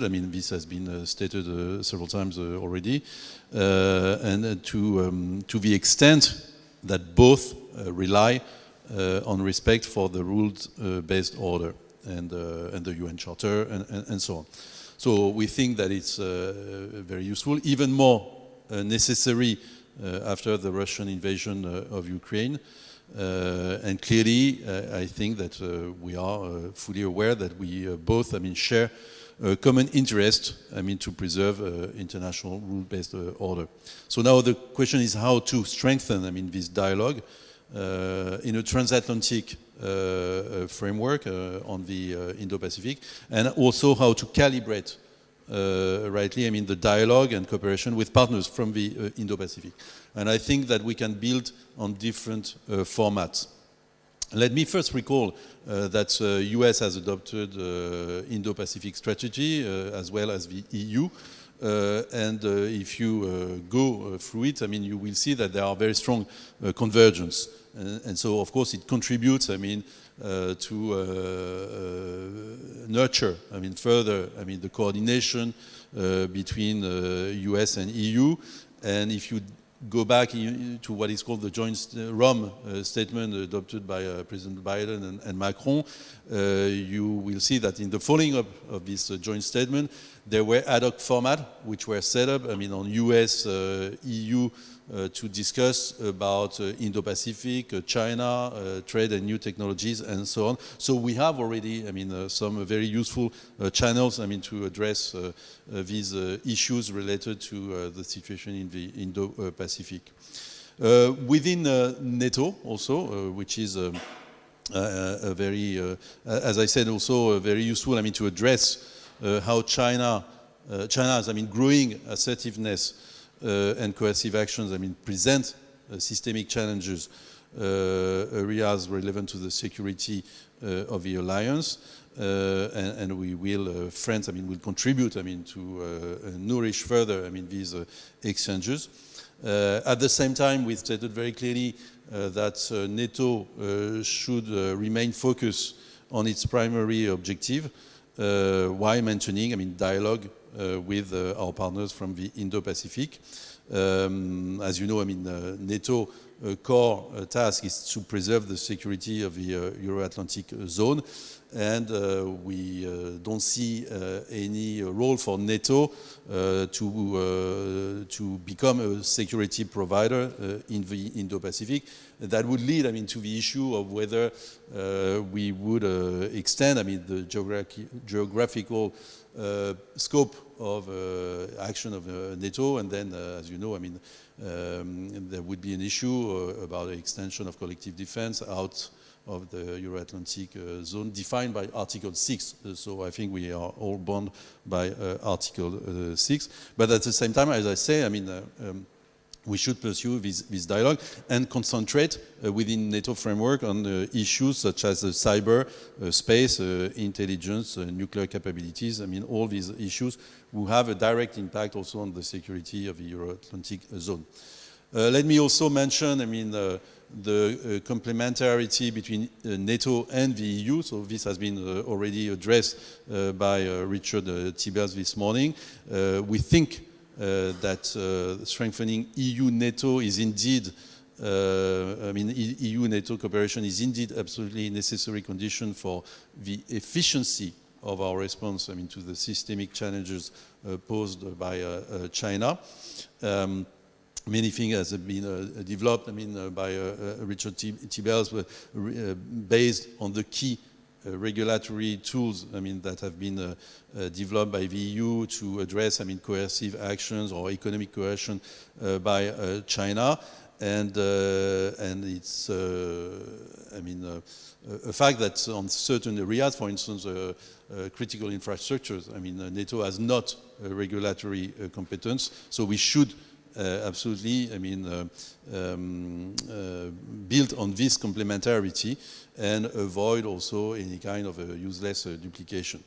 So we think that in the perspective of having this dialogue, NATO AP4, I mean, the contribution of the EU is absolutely necessary, and so we are quite, I mean, supportive of this format associating EU as a key actor for cooperation with NATO. In the perspective of the Vilnius Summit, let me just maybe mention three suggestions, I mean, which can serve the purpose of some potential guidelines, I mean, for the preparation of the summit. First, I think that we should avoid discussing exclusively on China. We should also take into account that there are some other actors and non-state actors and state actors also who pose, I mean, common security challenges, such as North Korea. Otherwise, we see a risk that would lead, I mean, to further alignment between Russia and China. Second, and that in direct connection with what I said, I mean, we should avoid giving the impression, I mean, that we deal with China and Russia as peer adversaries. I mean, the Russian invasion of Ukraine is a blatant violation of the international law. China is trying to undermine I mean, through a relativist approach, rule-based order, and so we have to differentiate. And we think that we have to stick, I mean, to the strategic concept, the Madrid Summit communiqué, which characterize, I mean, Russia as a threat, and this should remain our priority because it's a matter of credibility for our defense posture and our dissuasion. And China is a systemic challenge. We have also to factor in, I mean, the attempts by Russia and China, I mean, to promote, I mean, this false narrative on a so-called expansion of NATO in the Indo-Pacific, and we should make appear very clearly, I mean, that there are those who are fueling, I mean, this logic of confrontation and bloc-to-bloc logic. And we should also not fall into the trap, I mean, of the rhetoric about the West versus the rest, the West versus the rest, and so on. And third, I think that we should also be open to maybe when discussing about the Indo-Pacific, I mean, go beyond the AP4 plus the EU, maybe enlarge, I mean, the format. I think the Deputy Minister from Korea said we should embrace, I mean, more partners, as many partners as possible. As you know, France is a country of the Indo-Pacific. Our embassy in Seoul is point of contact for NATO. We have a very deep dialogue on defense security issues with each of the AP4 countries, but also we try to engage with other partners from the Indo-Pacific. We think that this inclusive approach is really useful, and because it allows us to assess, I mean, the security environment with maybe a more comprehensive approach. The conference is called about deepening a partnership with the Indo-Pacific. And so the question is also how to incorporate, I mean, the Indo part of the Indo-Pacific. And so this is also a pending question. And we should not also forget, I mean, that NATO is a military alliance, so we have also to question ourselves about what are the perceptions, I mean, related to the role of a military alliance in the Indo-Pacific. So the perception issue remains critical to us. Thank you. Thank you. Christine, thank you very much, and thank you to the German Marshall Fund and the Ministry of Foreign Affairs of Lithuania for making this discussion possible. Such an important opportunity. And following the French ambassador, if you were just to ask, give me one strong connection between Europe and the Indo-Pacific, you'd say France. And so it's just the beginning point for thinking about why these two regions are so deeply connected. I'm only speaking for myself. I'm not trying to parse words for policy, which must be done by policymakers, so forgive me for coloring outside the lines to some extent. But let me give you my own rationale as an analyst of this region and one who's deeply concerned about both transatlantic and trans-Indo-Pacific security and relations. I mean, I start with the premise that the Vilnius Summit must have the Ukraine war at its top of the agenda. So even though we're here to discuss Indo-Pacific and NATO, that's the reality. And I think the overriding aim, therefore, for the Vilnius Summit has to be, when thinking about NATO and Indo-Pacific, strategic clarity. Being very clear about the shared interests and the shared values that are at risk, starting with Russia's war in Ukraine, but reaching out beyond that to international order, to sovereignty. My friend Reg Colby, I think, recently said that he didn't understand what the rules-based order was. I'm thinking, well, let's start with the United Nations Charter. What about sovereign equality for all nations? That's a rules-based order, and that's exactly what was violated in Russia's attack on Ukraine, and that's why this issue is beyond one region. It is a global issue. I think the Biden administration recognized very clearly last year that the national security strategy concept they came to office with a heavy focus in making the priority on the Indo-Pacific, had to be revised. And they physically revised their national security strategy for a reason. And that was because they saw the interconnections between these two regions, that they could not sensibly make progress in securing one end of Eurasia while the other one was being undone by brute force. And that was the logic that I think drives us all here with the AP4 and NATO. So I think the NATO 2030 agenda also is so rich already and has already 10 categories of broad issues to fill in. Please enumerate, please implement. It's really a matter of reduction, not addition, that we need here to make sure that we're making progress. And the three areas I would emphasize, not necessarily mirroring the 10 topics, is deterrence today, sustainment tomorrow, and technology for the future. So for me, deterrence today means a number of things. It does mean first working to limit the violence where it already exists in Ukraine and where it might erupt, as in some of the issues that Bonnie Glaser so ably led that morning panel on in terms of Taiwan, but also elsewhere in the Korean Peninsula. So providing Ukraine with what it needs, even indirectly, even with non-lethal assistance, is essential and remains essential for success, to show that this connection matters between NATO and the Indo-Pacific. And to do less than that is irresponsible.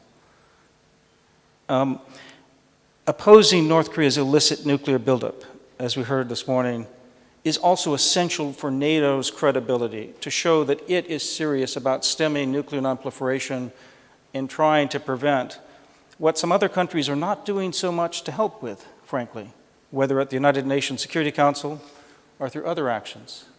But Europe is helping and can help more on this issue. Strengthening the dialogue and capabilities and readiness for deterrence and extended deterrence is something that NATO has such great depth and expertise on that we need to think about strengthening the dialogue among the Asian Pacific countries and NATO on extended deterrence. And we must make clear also that Taiwan Strait stability is indeed a global issue. I think, very quickly, secondly, the sustainment tomorrow. For me, Ukraine has shown that we collectively lack the staying power for protracted struggle when there's a conflict, that we need deeper inventories, that we need better logistics, that we need more resilient societies, we need greater interoperability. And those are the same attributes that we need in Asia-Pacific countries as well, to deal with a range of contingencies. So that's a second category that's going to need focus. And then thirdly, so much of the world's future is going to focus on technology and security, that combination. And as we look forward to something like AI, which was mentioned this morning, think of the two most dominant manifestations of AI. What does artificial intelligence mean? How is it going to affect our lives? Well, the two most important ways it will affect our lives in this decade and the next and the next. Virtually, it's going to affect it through generative AI. Physically, it's going to affect it through autonomous vehicles of all types. Those are realities that we, NATO countries, the AP4 countries, are all going to be leading on, whether it's the creation of, the standards of, the ethics of, all of those issues are going to be critical. And that's just one example of which we're going to have to work on the technology for the future. But I'd love to see, just a final point here, Christine, would simply be the educational elements strengthened here so much. Transatlantic, trans-Pacific, trans-Indo-Pacific, to build the network of people and the sort of quality of the workforce and the creative officials for tomorrow to guide all of these issues forward. So I'm sorry to be a bit ponderous and a bit elliptical, but that's my view on where to get started. Thank you. Thank you, Patrick. And I think that on your last point, I think we can already start putting check marks, because the very fact that we are bringing together so much the Atlantic strategic community and the Pacific community here in Vilnius right now, and what we're talking about in advance of the summit, is already a step forward. Because again, if as in the State Department you have this trade-off in the national security strategy, Indo-Pacific or European, the more we see it as two, the less we see it as both, that we're missing opportunities. And even putting all of you on the stage together creates some of those bridges that we otherwise don't organically and haven't until this moment made to the extent that we probably should have. But Kiki, please, over to you. Thank you, Christine. I would like to thank the organizers, Ministry of Foreign Affairs, Lithuania, and German Marshall Fund for inviting me to join this conference. In incubating ideas to enhance NATO Indo-Pacific partnership, I would like to draw a virtual partnership diagram with you. And the platform or the foundation of such diagram has been already set by Vice Minister this morning, as well as in session 1. So I will not repeat. Suffice me to say that platform is a converging awareness on interconnectivity, on the shared values, objectives of building the free and open rules-based order, and a need to respond to historic changes in unprecedented pace or speed. I trust this shared awareness is now stronger by Russia's war of aggression against Ukraine, as well as other increasing threats.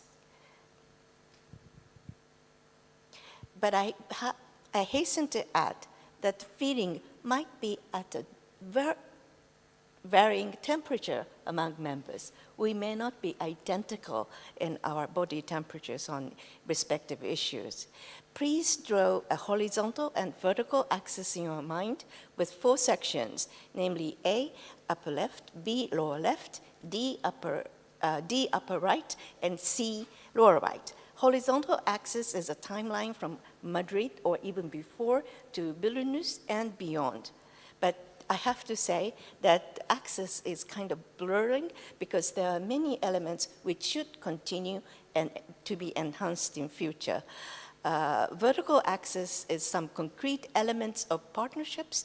The upper half, A and D, are new security areas or new hybrid areas, and B and C are traditional security areas.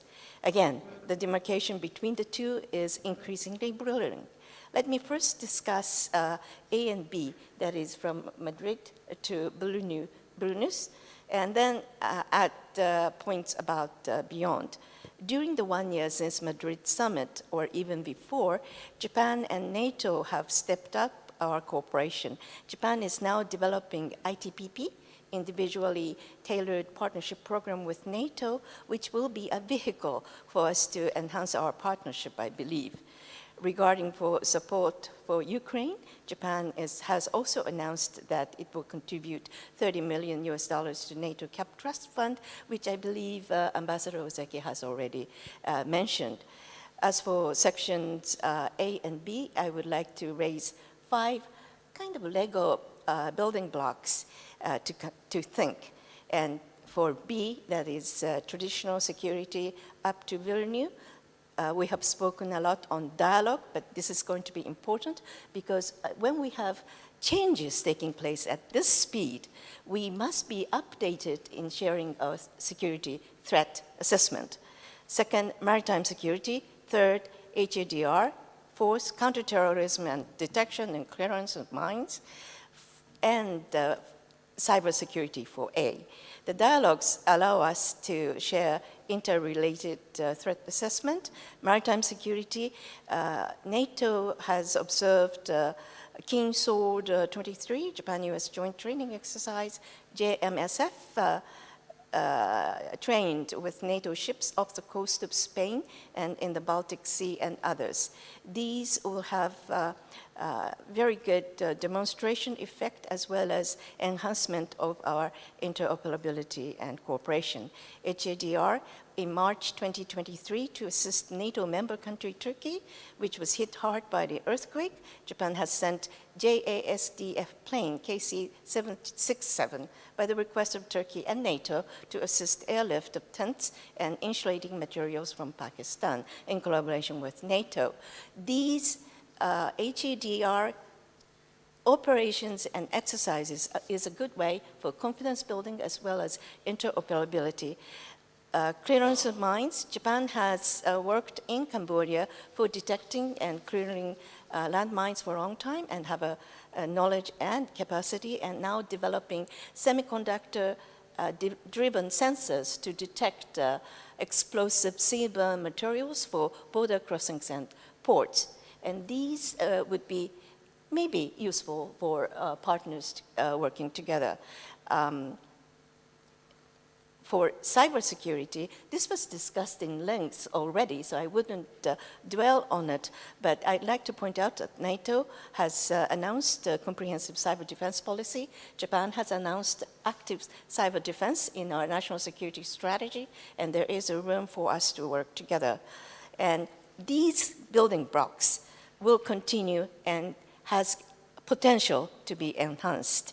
Now, turning to future units, since time is limited, I will simply give 2 Lego blocks for D, namely disinformation, strategic communication, and EDTs. For disinformation, I think session 1 has delved into it, so I wouldn't say any more, but it is critically important for us to deter, prevent, and respond on disinformation. And Christine has done such a wonderful work on disinformation, so I would like to yield to you. And I also would like to stress strategic communication in relation to disinformation. When we can do strategic communication together, that can show our solidarity to others who may want to risk some of the possibly weakest link amongst us. So if we can further enhance our strategic communication, that should be plus. EDTs has been already spoken, but that has a potential. Now on C, in addition to what I have described for what have been done in the past and to be enhanced, can I refer to enhanced supply chains? This was already discussed, but I would like to emphasize that having witnessed the reduction of the logistics reserves as we offer assistance to Ukraine, I understand NATO is looking into commonization, standardization of supplies, and if in Indo-Pacific countries can join in such efforts, I think it would be useful or effective in future contingencies and show our will to work together to prevent. There are other creative blocks that you might be able to come up with, but let me stop there. And in closing, I would like to give 1 point on the mode of partnerships, which Ambassador has already referred to. Since the Indo-Pacific does not have a NATO-like institution, for Japan, I envisage a bilateral cooperation between Japan and the US as an ally, bilateral and minilateral spoke-to-spoke cooperation with the US allies in the Indo-Pacific, and cooperation with NATO members bilaterally, trilaterally, as well as with NATO as an institution to form not a chaotic spaghetti ball as once dubbed, but rather a lasagna-like multi-layered cooperation in future as a start. Having shared my preliminary ideas, I would like to listen to ideas from colleagues and from participants. Thank you, Christine. Thank you very much, Kiki. I really appreciate the comprehensiveness, both in formats and as well as scope. Let's go further through the Indo-Pacific and down to Australia. So Hervé, could you please speak from Thanks very an much. Australian view? And the challenge of coming in fourth is that all the best ideas have already been cited, so I claim credit for all your best ideas. And apologize for the fact that I may repeat some of them. But look, the first thing to note, I think that the primary utility of the NATO AP4, IP4 vehicle is the political dialogue and is in enhancing mutual situational awareness. And that matters because, as you've already said, Christine, the Atlanticists and the Indo-Pacifists are very different communities, often who see themselves operating in a position of either totally parallel universes or worse, as rivals competing for attention on the part of policymakers in DC and elsewhere. And I think what Ukraine has done for us is welcome. I mean, in Australia as well, from the perspective of the Indo-Pacific.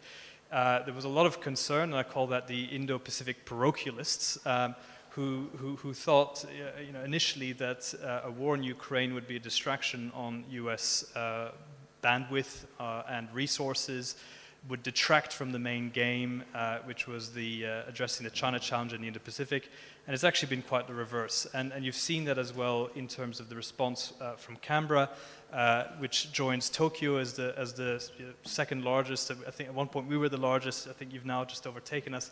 Contributor, non-NATO contributor to the defense of Ukraine, and that's because there is clearly a link, and there is important signaling here about the integrity of the rules-based order worldwide, and the collapse of the rules-based order in one theater facilitates its disintegration in another theater, or would risk incentivizing it. So that political vehicle, that political dialogue, I think, is still the most important function of the Indo-Pacific Atlantic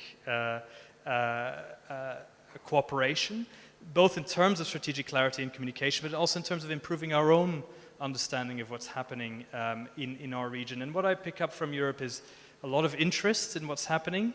There is a new recognition that and a willingness to push back against China, which is positive.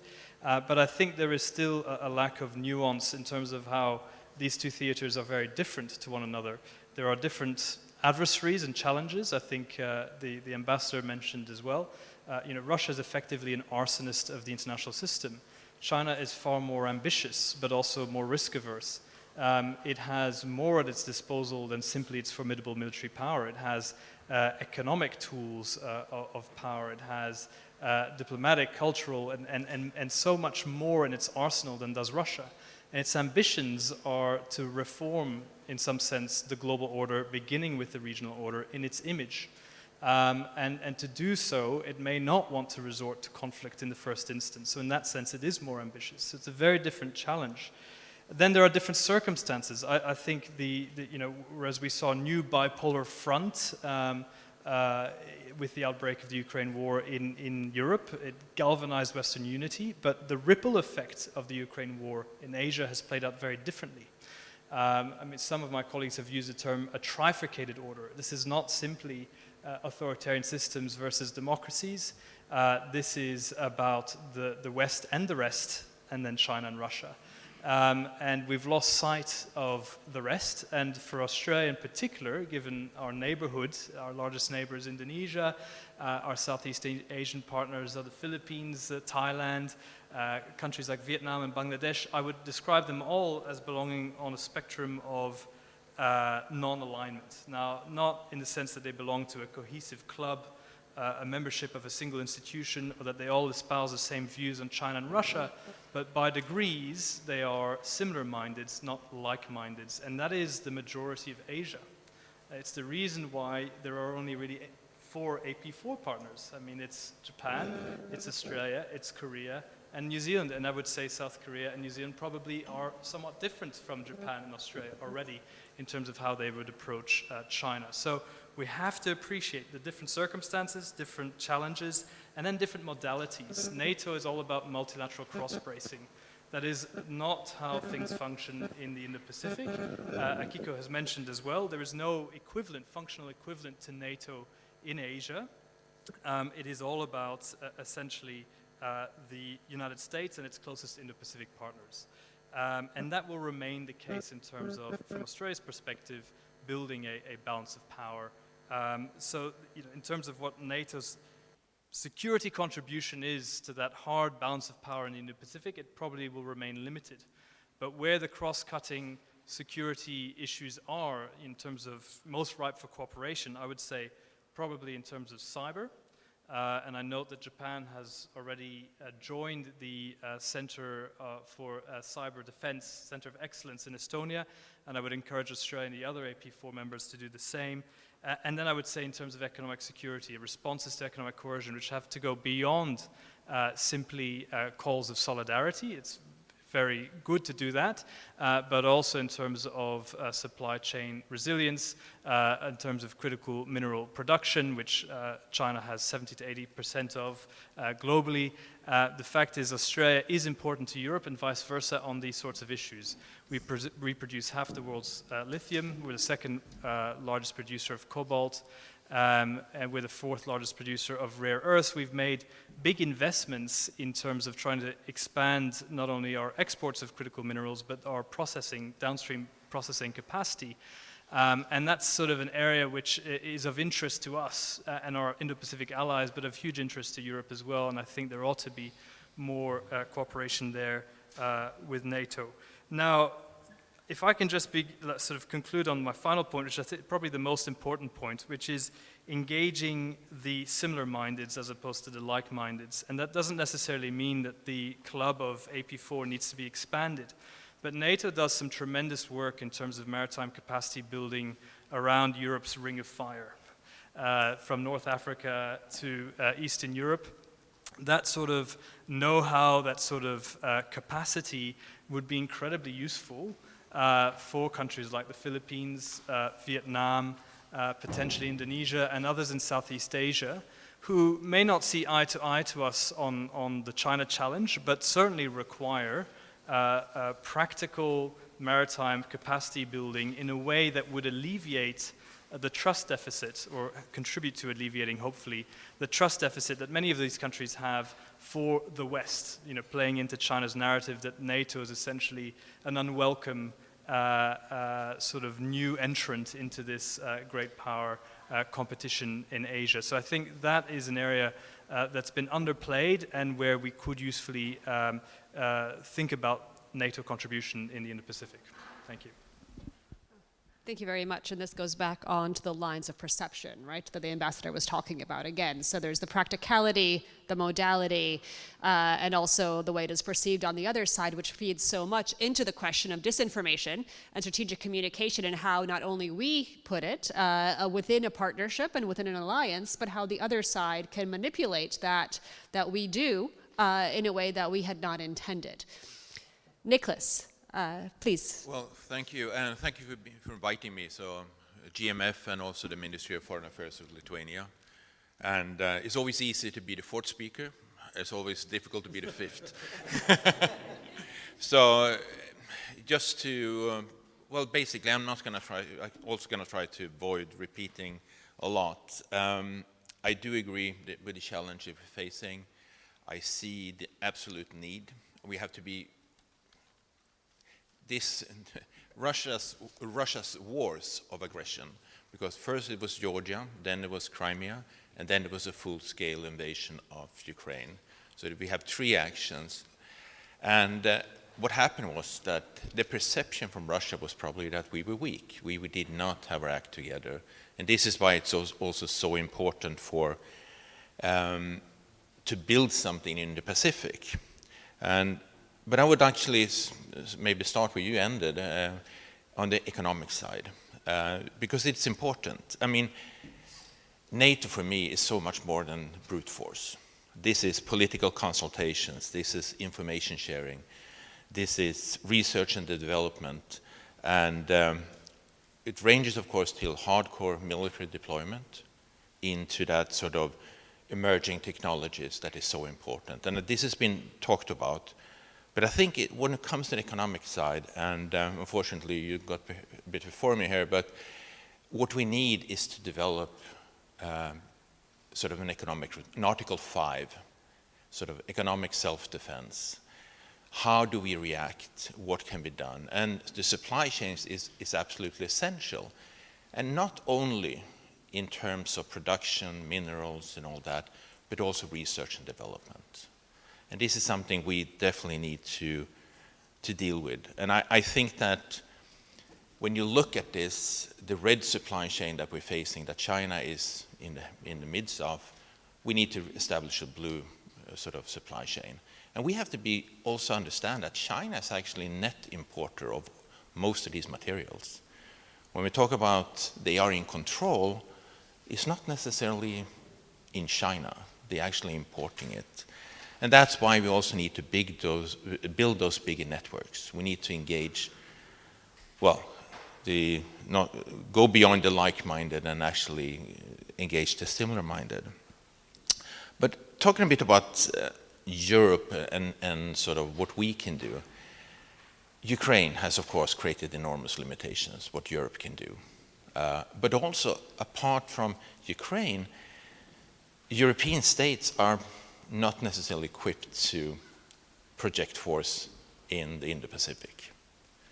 France, UK are the two major exceptions.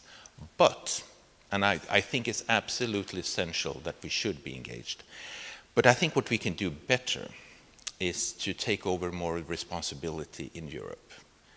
Be a better partner for United States, take more engagement, take more responsibility, which means that United States, who is better equipped to be projecting force in the Indo-Pacific, can do that. And I'm not saying, I would like to stress that, I'm not saying we should limit our cooperation with the United States. On the contrary, the transatlantic link is absolutely essential.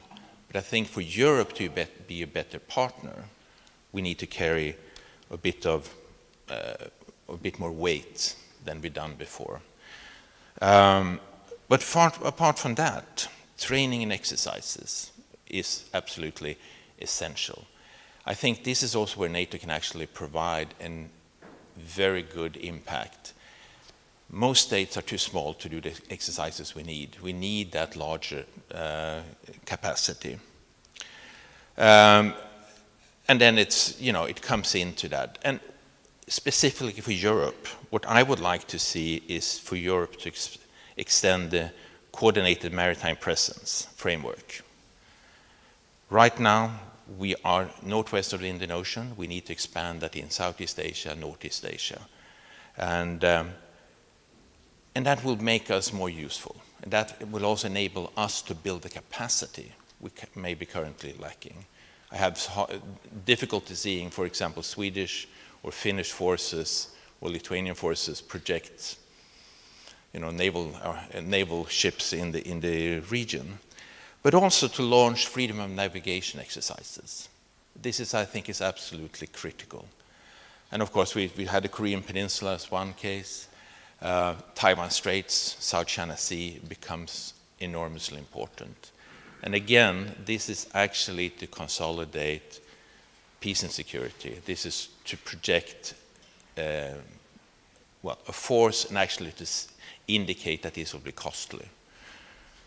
And then I would also strongly suggest that we strengthen and develop the Center of Excellence of Maritime Domain Awareness in Djibouti, also to move that eastward.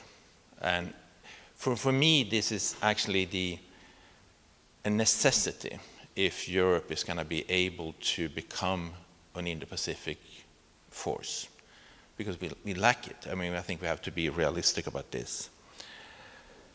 And then you can always go back and you can have this dialogue that has been mentioned a lot, and that Europe should probably aim to be more active in the defense ministers' meetings in Southeast Asia, etc. But this is, for me, rather essential. And then a bit more controversial suggestion. The European Peace Facility Instrument, EPF. I think we need to start looking at this. What can it be used for? I mean, you have two things. We have for military operation and assistance. And the assistance part becomes interesting. We need to start looking at what can we do in the Korean Peninsula if things happen? What can we do in the Taiwan Straits? What are the forces we can engage or not engage?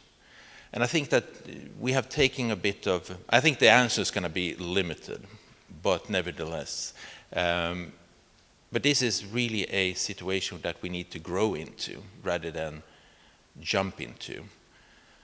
But for me, in the end, to be a better partner for the Indo-Pacific and really to be a better partner for the United States, responsibility starts at home and to build that sort of capacity in Europe to later. And I will stop there. Thank you, Nicholas. For all the panelists, a hard but quick question.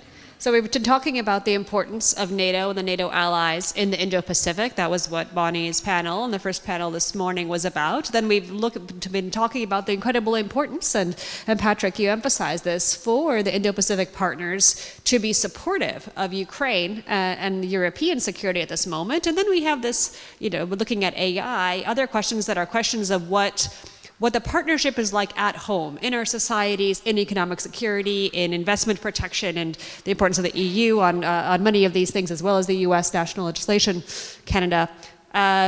What is the single most important thing that you think the partnership should do in the Indo-Pacific, in Europe, and at home? Because really we also have 3 theaters, if you consider home as an incredibly important one as we move forward. So could you choose one thing? Because it is so many things, and the more layers there are, the more multifaceted, the better. But is there a priority list there, here, and at home? And so, Nicholas, to you, and coming back. Well, I would actually then say the supply chain, the economic supply chain, to create the foundation for economic independence, for a more cooperative economic engagement between the Indo-Pacific states, Europe, United States. I think that would be essential to deal with that. And then, of course, so that is one thing, and but also, of course, short-term, maybe immediate, we also need to stand up and make it really clear that resolution of conflict with military force is absolutely unacceptable. And of course, I'm thinking about the Korean Peninsula, North Korea, Taiwan, China, and the 2 hotspots that we're facing. And it has to be very clear that the consequences for military action is going to be devastating for the aggressor, and of course for all of us. But that said, I think that the supply chain, the strengthening of an independent supply chain, free from authoritarian influence or limited authoritarian influence, is what I would stress. Thank you. Back to Hervé. Yeah, well, that would be my point for home as well. So resilience, look, I think so here and there. Let me just focus on here and double down on that point, which is there ought to be a division of labor. We can agree on shared challenges, and we can agree on the fact that these challenges are increasingly linked. And yet, of course, Europe needs to do more in Europe. And of course, that would be beneficial for us in the Indo-Pacific. And that's probably, to echo Nicholas's point, the single biggest thing Europe can do for us is to help itself. So that's what needs to be done here. And that may also then free up some capacity for the US to continue to do what it does in the Indo-Pacific through things like AUKUS, etc. What needs to be done there, and by there we mean Asia, which is normally my here, but we're here now, in Europe. Look, I think we need to also, and this comes in with strategic clarity, we need to really modulate our rhetoric. Western politicians as a whole need to think carefully about how they voice their concerns. On the one hand, we need to make clear this is not necessarily an existential struggle with China. China does not need to see it that way. The rivalry is already dangerous enough as it is. We don't need to make it worse. But on the other hand, We can't, to borrow Jay Shankar, the Indian External Affairs Minister's quote, hint the fact that Europe's problems are the world's problems, or the world's problems are not Europe's problems, and that's exactly what President Macron, with all due respect to the ambassador, seemed to be hinting at on his return from China. So there's too much oscillation between those extremes. And I think we just need to be clear that, yes, China needs to be given the space to be one of two potentially more superpowers in the world. It will command respect and deference by default if it is a superpower, but it will not be hegemonic. That's the deal. It will not be hegemonic. And I think that clarity in our messaging is incredibly important, not just towards China, but towards conveying our intentions to the rest of Asia. And in Australia, our biggest problem is how we reconcile two objectives. On the one hand, building a strategic and military counterweight to China with the like-mindeds, and on the other hand, how we engage with a more geopolitically diverse grouping of middle countries, middle powers, small and large, on questions of shoring up the regional order, which does not necessarily have to do with great power competition, or it's more than just great power competition. So messaging is incredibly key, and I think from Europe we're still getting a little bit of extremes there in terms of how we characterize, frame, and respond to the China challenge.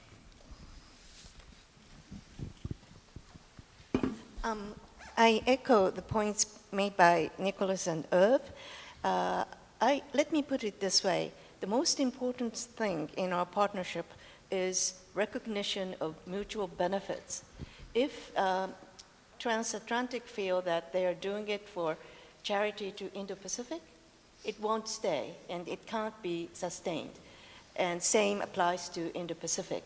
This time around, we have strengthened our shared awareness of the security situations. My Prime Minister, June last year, said Ukraine today, maybe East Asia tomorrow. And that sense has, I think, deepened our interest to European situation. It is not an European situation because it is a major violation of international law, for instance, United Nations Charter, and that cannot be tolerated. Why? Because it can happen, something can happen in our theater as well. So I think we should start from sharing mutual benefits of our partnership. And I also agree with the point about supply chains and so forth. And I would like to point out that my units for new areas or new hybrid areas are, how should I say it, transcends geographical map because they are not different by geography. Cybersecurity, strategic communication, disinformation, they transcend national border. Plus, talking of cybersecurity, I think it was Ambassador Tibet that mentioned in session 1 about cybersecurity. Private sector role is also important. So if we are willing to look into it and see it providing benefits, maybe not at the same level, but some sort of benefits mutually, then our partnership will be sustainable. Otherwise, may not. Thank you.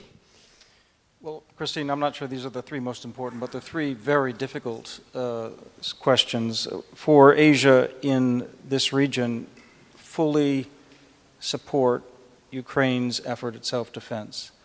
There's been tremendous assistance already given. There's more that can be done, including from our Korean allies and friends who have one of the best ammunition stockpiles in the West. They've clearly been struggling with this issue. They need to find a workaround. And when Russia starts threatening our South Korean ally, that should be an incentive for all of us to support South Korea, as well as for South Korea to kind of stiffen its spine on this issue. I'm looking forward to seeing President Yoon on the White House lawn this coming week. The second most important thing is for Europe and NATO, for Asia Pacific, is to give Taiwan more breathing space, more international political space. this does not provoke containment of China. You know, we can beat back on that false narrative, I agree. Don't accept that argument. We can give them political breathing space that is part of the dynamic status quo, because China keeps changing the status quo. Just to keep pace and to keep that status quo, we have to also change it. So give it space. That was the lesson I took away from President Tsai's recent visit that got my institute banished from China. Fortunately, I wear another hat with Carnegie Mellon University, so I can still talk to the Chinese. Thirdly, for the United States, maybe one of the most difficult challenges is coming up with a coherent industrial policy. So when we think about the Inflation Reduction Act and what that means for electric vehicles, you know, Korea is going to be a big winner on the batteries. Ford is thinking about major sort of production with Chinese batteries. I know Secretary of Treasury Yellen said we don't mean to decouple, and we don't mean to decouple with China. But I don't know many Americans who want to see Chinese battery manufacturing plants start to populate the United States, and that's the implication of where our incoherent policy is right now. That's even before you get to the problems what we're creating for our allies in Europe and in the Asia-Pacific. So we need to get our own act together at home on this issue soon so we can work together better on the kind of critical supply chains, critical minerals, and the technology and science cooperation we need in the future. Thank you. Thank you. And Ambassador? Well, thank you. I think that what is probably, the key issue at stake in our partnership, it's how we can guarantee appropriate level of ownership of the partnership, by partners in the Indo-Pacific. Because it's the prerequisite for the efficiency of our partnerships. And what we are aiming at through this partnership is to gain a certain level of sovereignty. So that, partners and ourselves, reduce our dependencies upon China. And so we think that we should do this through providing our partners an alternative offer to what has been proposed by China, and so allow them to gain in terms of autonomy and resilience. And so clearly, this is why my answer, it depends about the format and the modalities, because the formats are also one of the conditions, to guarantee, this level of ownership. So just to give examples, through the EU strategy for cooperation in the Indo-Pacific, it has been mentioned, by Richard Tibbles. There is a strong emphasis on maritime security. There is this program, Primario, on maritime domain awareness. So it's a way to develop tools that will allow partners, to exert the monitoring of their exclusive economic zone and to fight against illegal fishing and this kind of challenges. So it's clearly, it's not a way to target directly China, but it's also a way, to deal with these predatory actions by China. And so I think that's clearly at the core, of our approach, which is not to engage with partners in a way which is directly confrontational with China, because we want to secure, this ownership, and we think that we remain more efficient in doing it that way.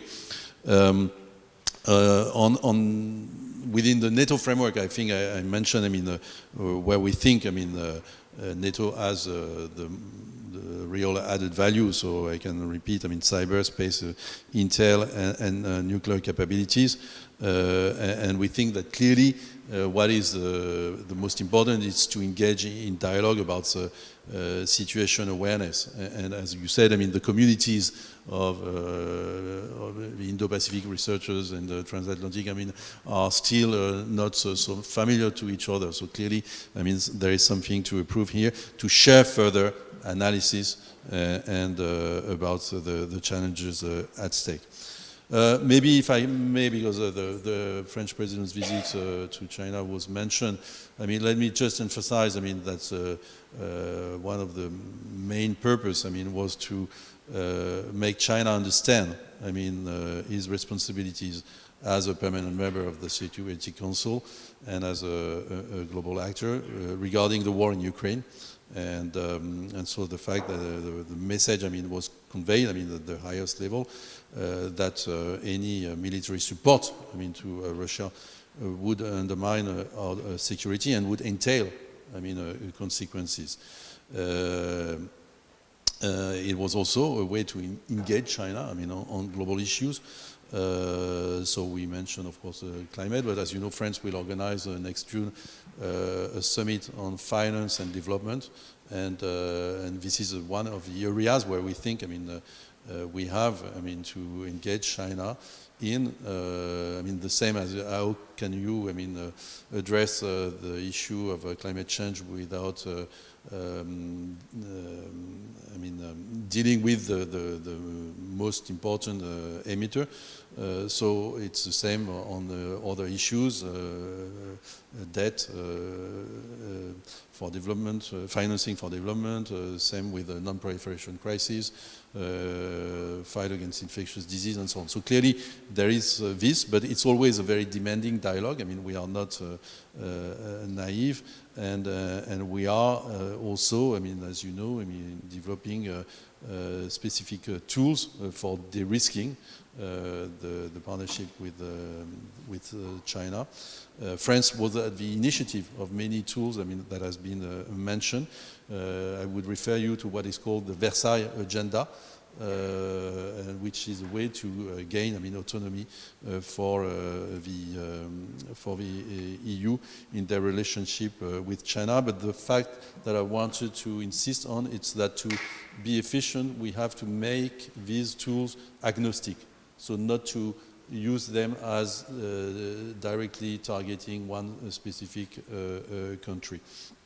And you remember also all the discussions, I mean, we had in that context about specific format, I mean, the 16+1 and so on.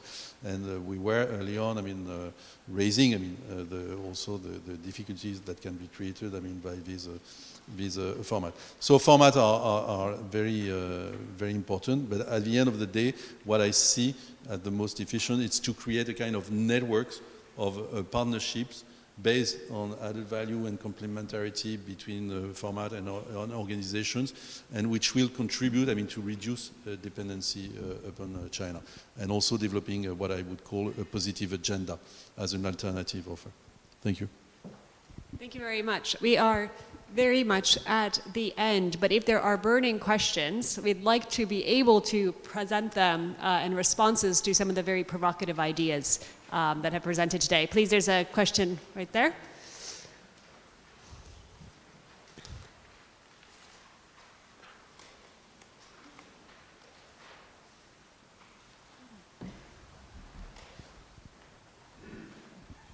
Thank you. My name is Chung Min Lee from the Carnegie Endowment and KAIST in Korea. My first question to the panel is, none of you really talked about industrial policies. Every single country that's on the panel have huge trade ties with the Chinese. South Korea does, so does Japan and Vietnam. So my question is, despite all of the political pressures to de-link China from, you know, the West, as it were, how will these countries' companies really fall in line when their jobs and their profits are at stake? And my second question is to the French ambassador. Yesterday, apparently, President Biden had a talk with President Macron to paper over some of Macron's recent statements when he was in China. But President Macron said that if there is a Taiwan crisis, I'm paraphrasing, that Europe should not follow America's lead. And he made that very, very clear because he has emphasized, as you know, strategic ambiguity. So my question to you, Ambassador, is where does France stand in the deeper, I guess, cross-pollination of relations between the Indo-Pacific partners and NATO when you are pursuing your own independent foreign policy towards China? Thank you. Thank you. Is there another burning question from the room? Okay, so we have the two. Ambassador, to you directly. So the question is, how do you negotiate, based on the conversation yesterday between Biden and Macron, during which it is, Chungmin Lee said, is reiterated the fact that Europe should not necessarily follow the U.S.'s lead, should something happen in Taiwan Straits. How do you negotiate France developing its own policy related to China versus the collective we are talking about here? Well, thank you. As I said just before, I mean, about the purpose of our President Macron's visit to China, it was also to convey, I mean, a very clear messages on Ukraine, on the expectation of our engagement with China on certain key global issues. And also in that context, I mean, Taiwan was raised at the highest level. Our president, I mean, expressed concerns about rising tensions in the Taiwan Strait and called upon President Xi Jinping, I mean, to refrain from any unilateral move that could change the status quo in the Taiwan Strait or to a use of force. To my knowledge, I think it was the first time that the message was conveyed, I mean, so directly at that level. And you have also to set it against its, I mean, context, the global context, I mean, and the fact that France is a security provider in the Indo-Pacific and is fully committed, I mean, to freedom of navigation. So as you know, I mean, just following our president's visit, I mean, to Beijing, there was a French frigate that crossed, I mean, the Taiwan Strait, and which is not, I would say, a single illustration of our commitment, because we carry out this kind of innocent passage across the Taiwan Strait on a regular basis. So as you know, there is between 3 to 5, I mean, I think deployment of our Navy vessels across the Indo-Pacific every year, and some, I mean, cruise through also these sensitive or disputed areas. And we also, I mean, stated that very clearly that our position on Taiwan, I mean, has not changed. I mean, it remains the same. So as I said, I mean, call for the status quo, to support, I mean, maintenance of the status quo, and the dialogue, resumption of the dialogue on this. What is important also, it's to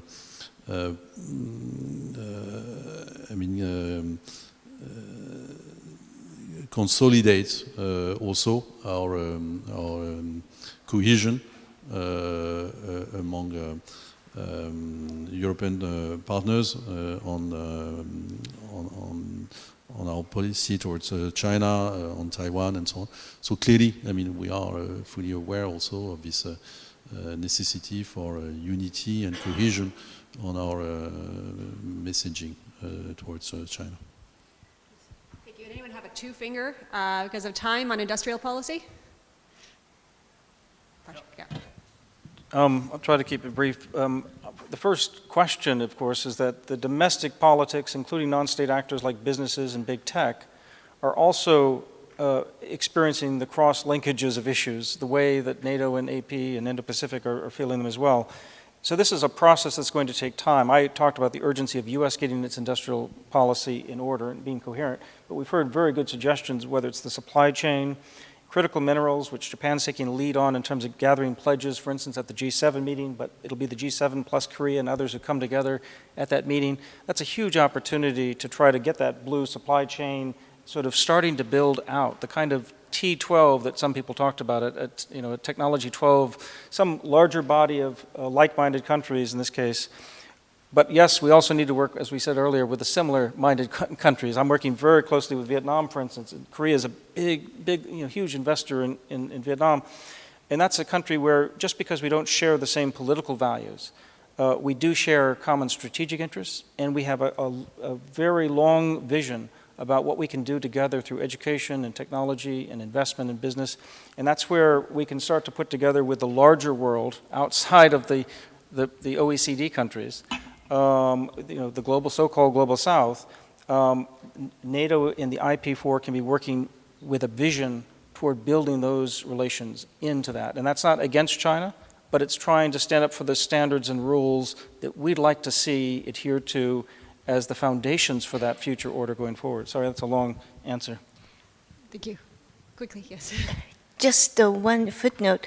I agree with Patrick, and in addition, this economic security will be one of the important agenda, in my view, for upcoming G7 summit in May.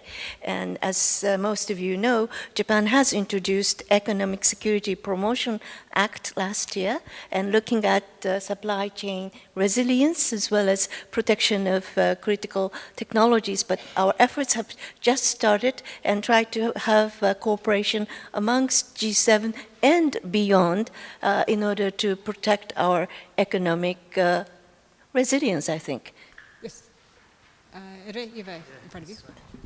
Everyone's itching to look on the issue of on what businesses have learned, Australian businesses in particular, following 2 years of essentially what we're now calling trade blockages, but basically trade sanctions.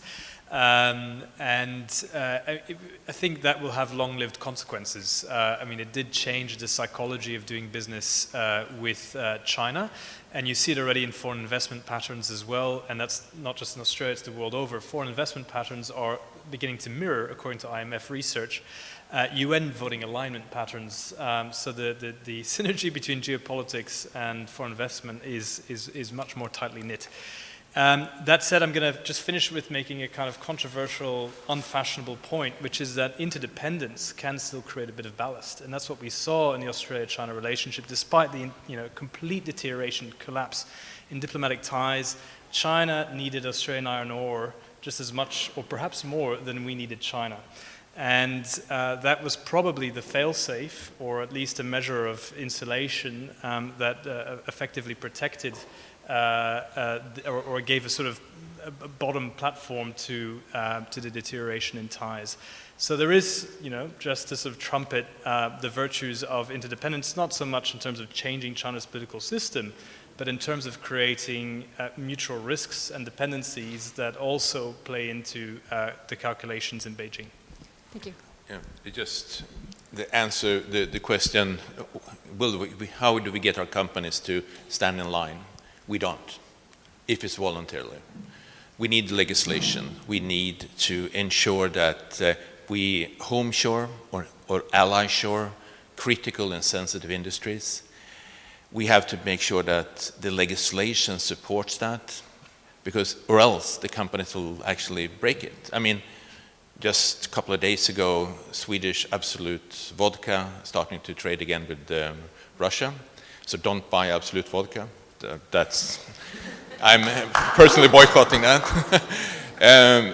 So the thing is, but that sort of consumer boycott is just not only going to reach so far. We need strong legislation, and that's the reality. And we need legislation that goes beyond the European Union, that is among allies. And that's why we need this dialogue and consultation that can be more effective. But, a dollar is a dollar, or a euro, or a yen, whatever it is. And companies are they're working for their, stockholders. Legislation. Yes, and I think we are seeing evolution, but not there yet. Thank you so much for joining this session on the way forward to the Vilnius Summit and beyond. For those who have joined us just for the morning and for those online, thank you so much for joining. Really appreciate your contributions and your presence here virtually and physically. The morning session is now closed with this. For those who are remaining for the afternoon, if you could remain in the room a little bit, we can talk through the logistics of what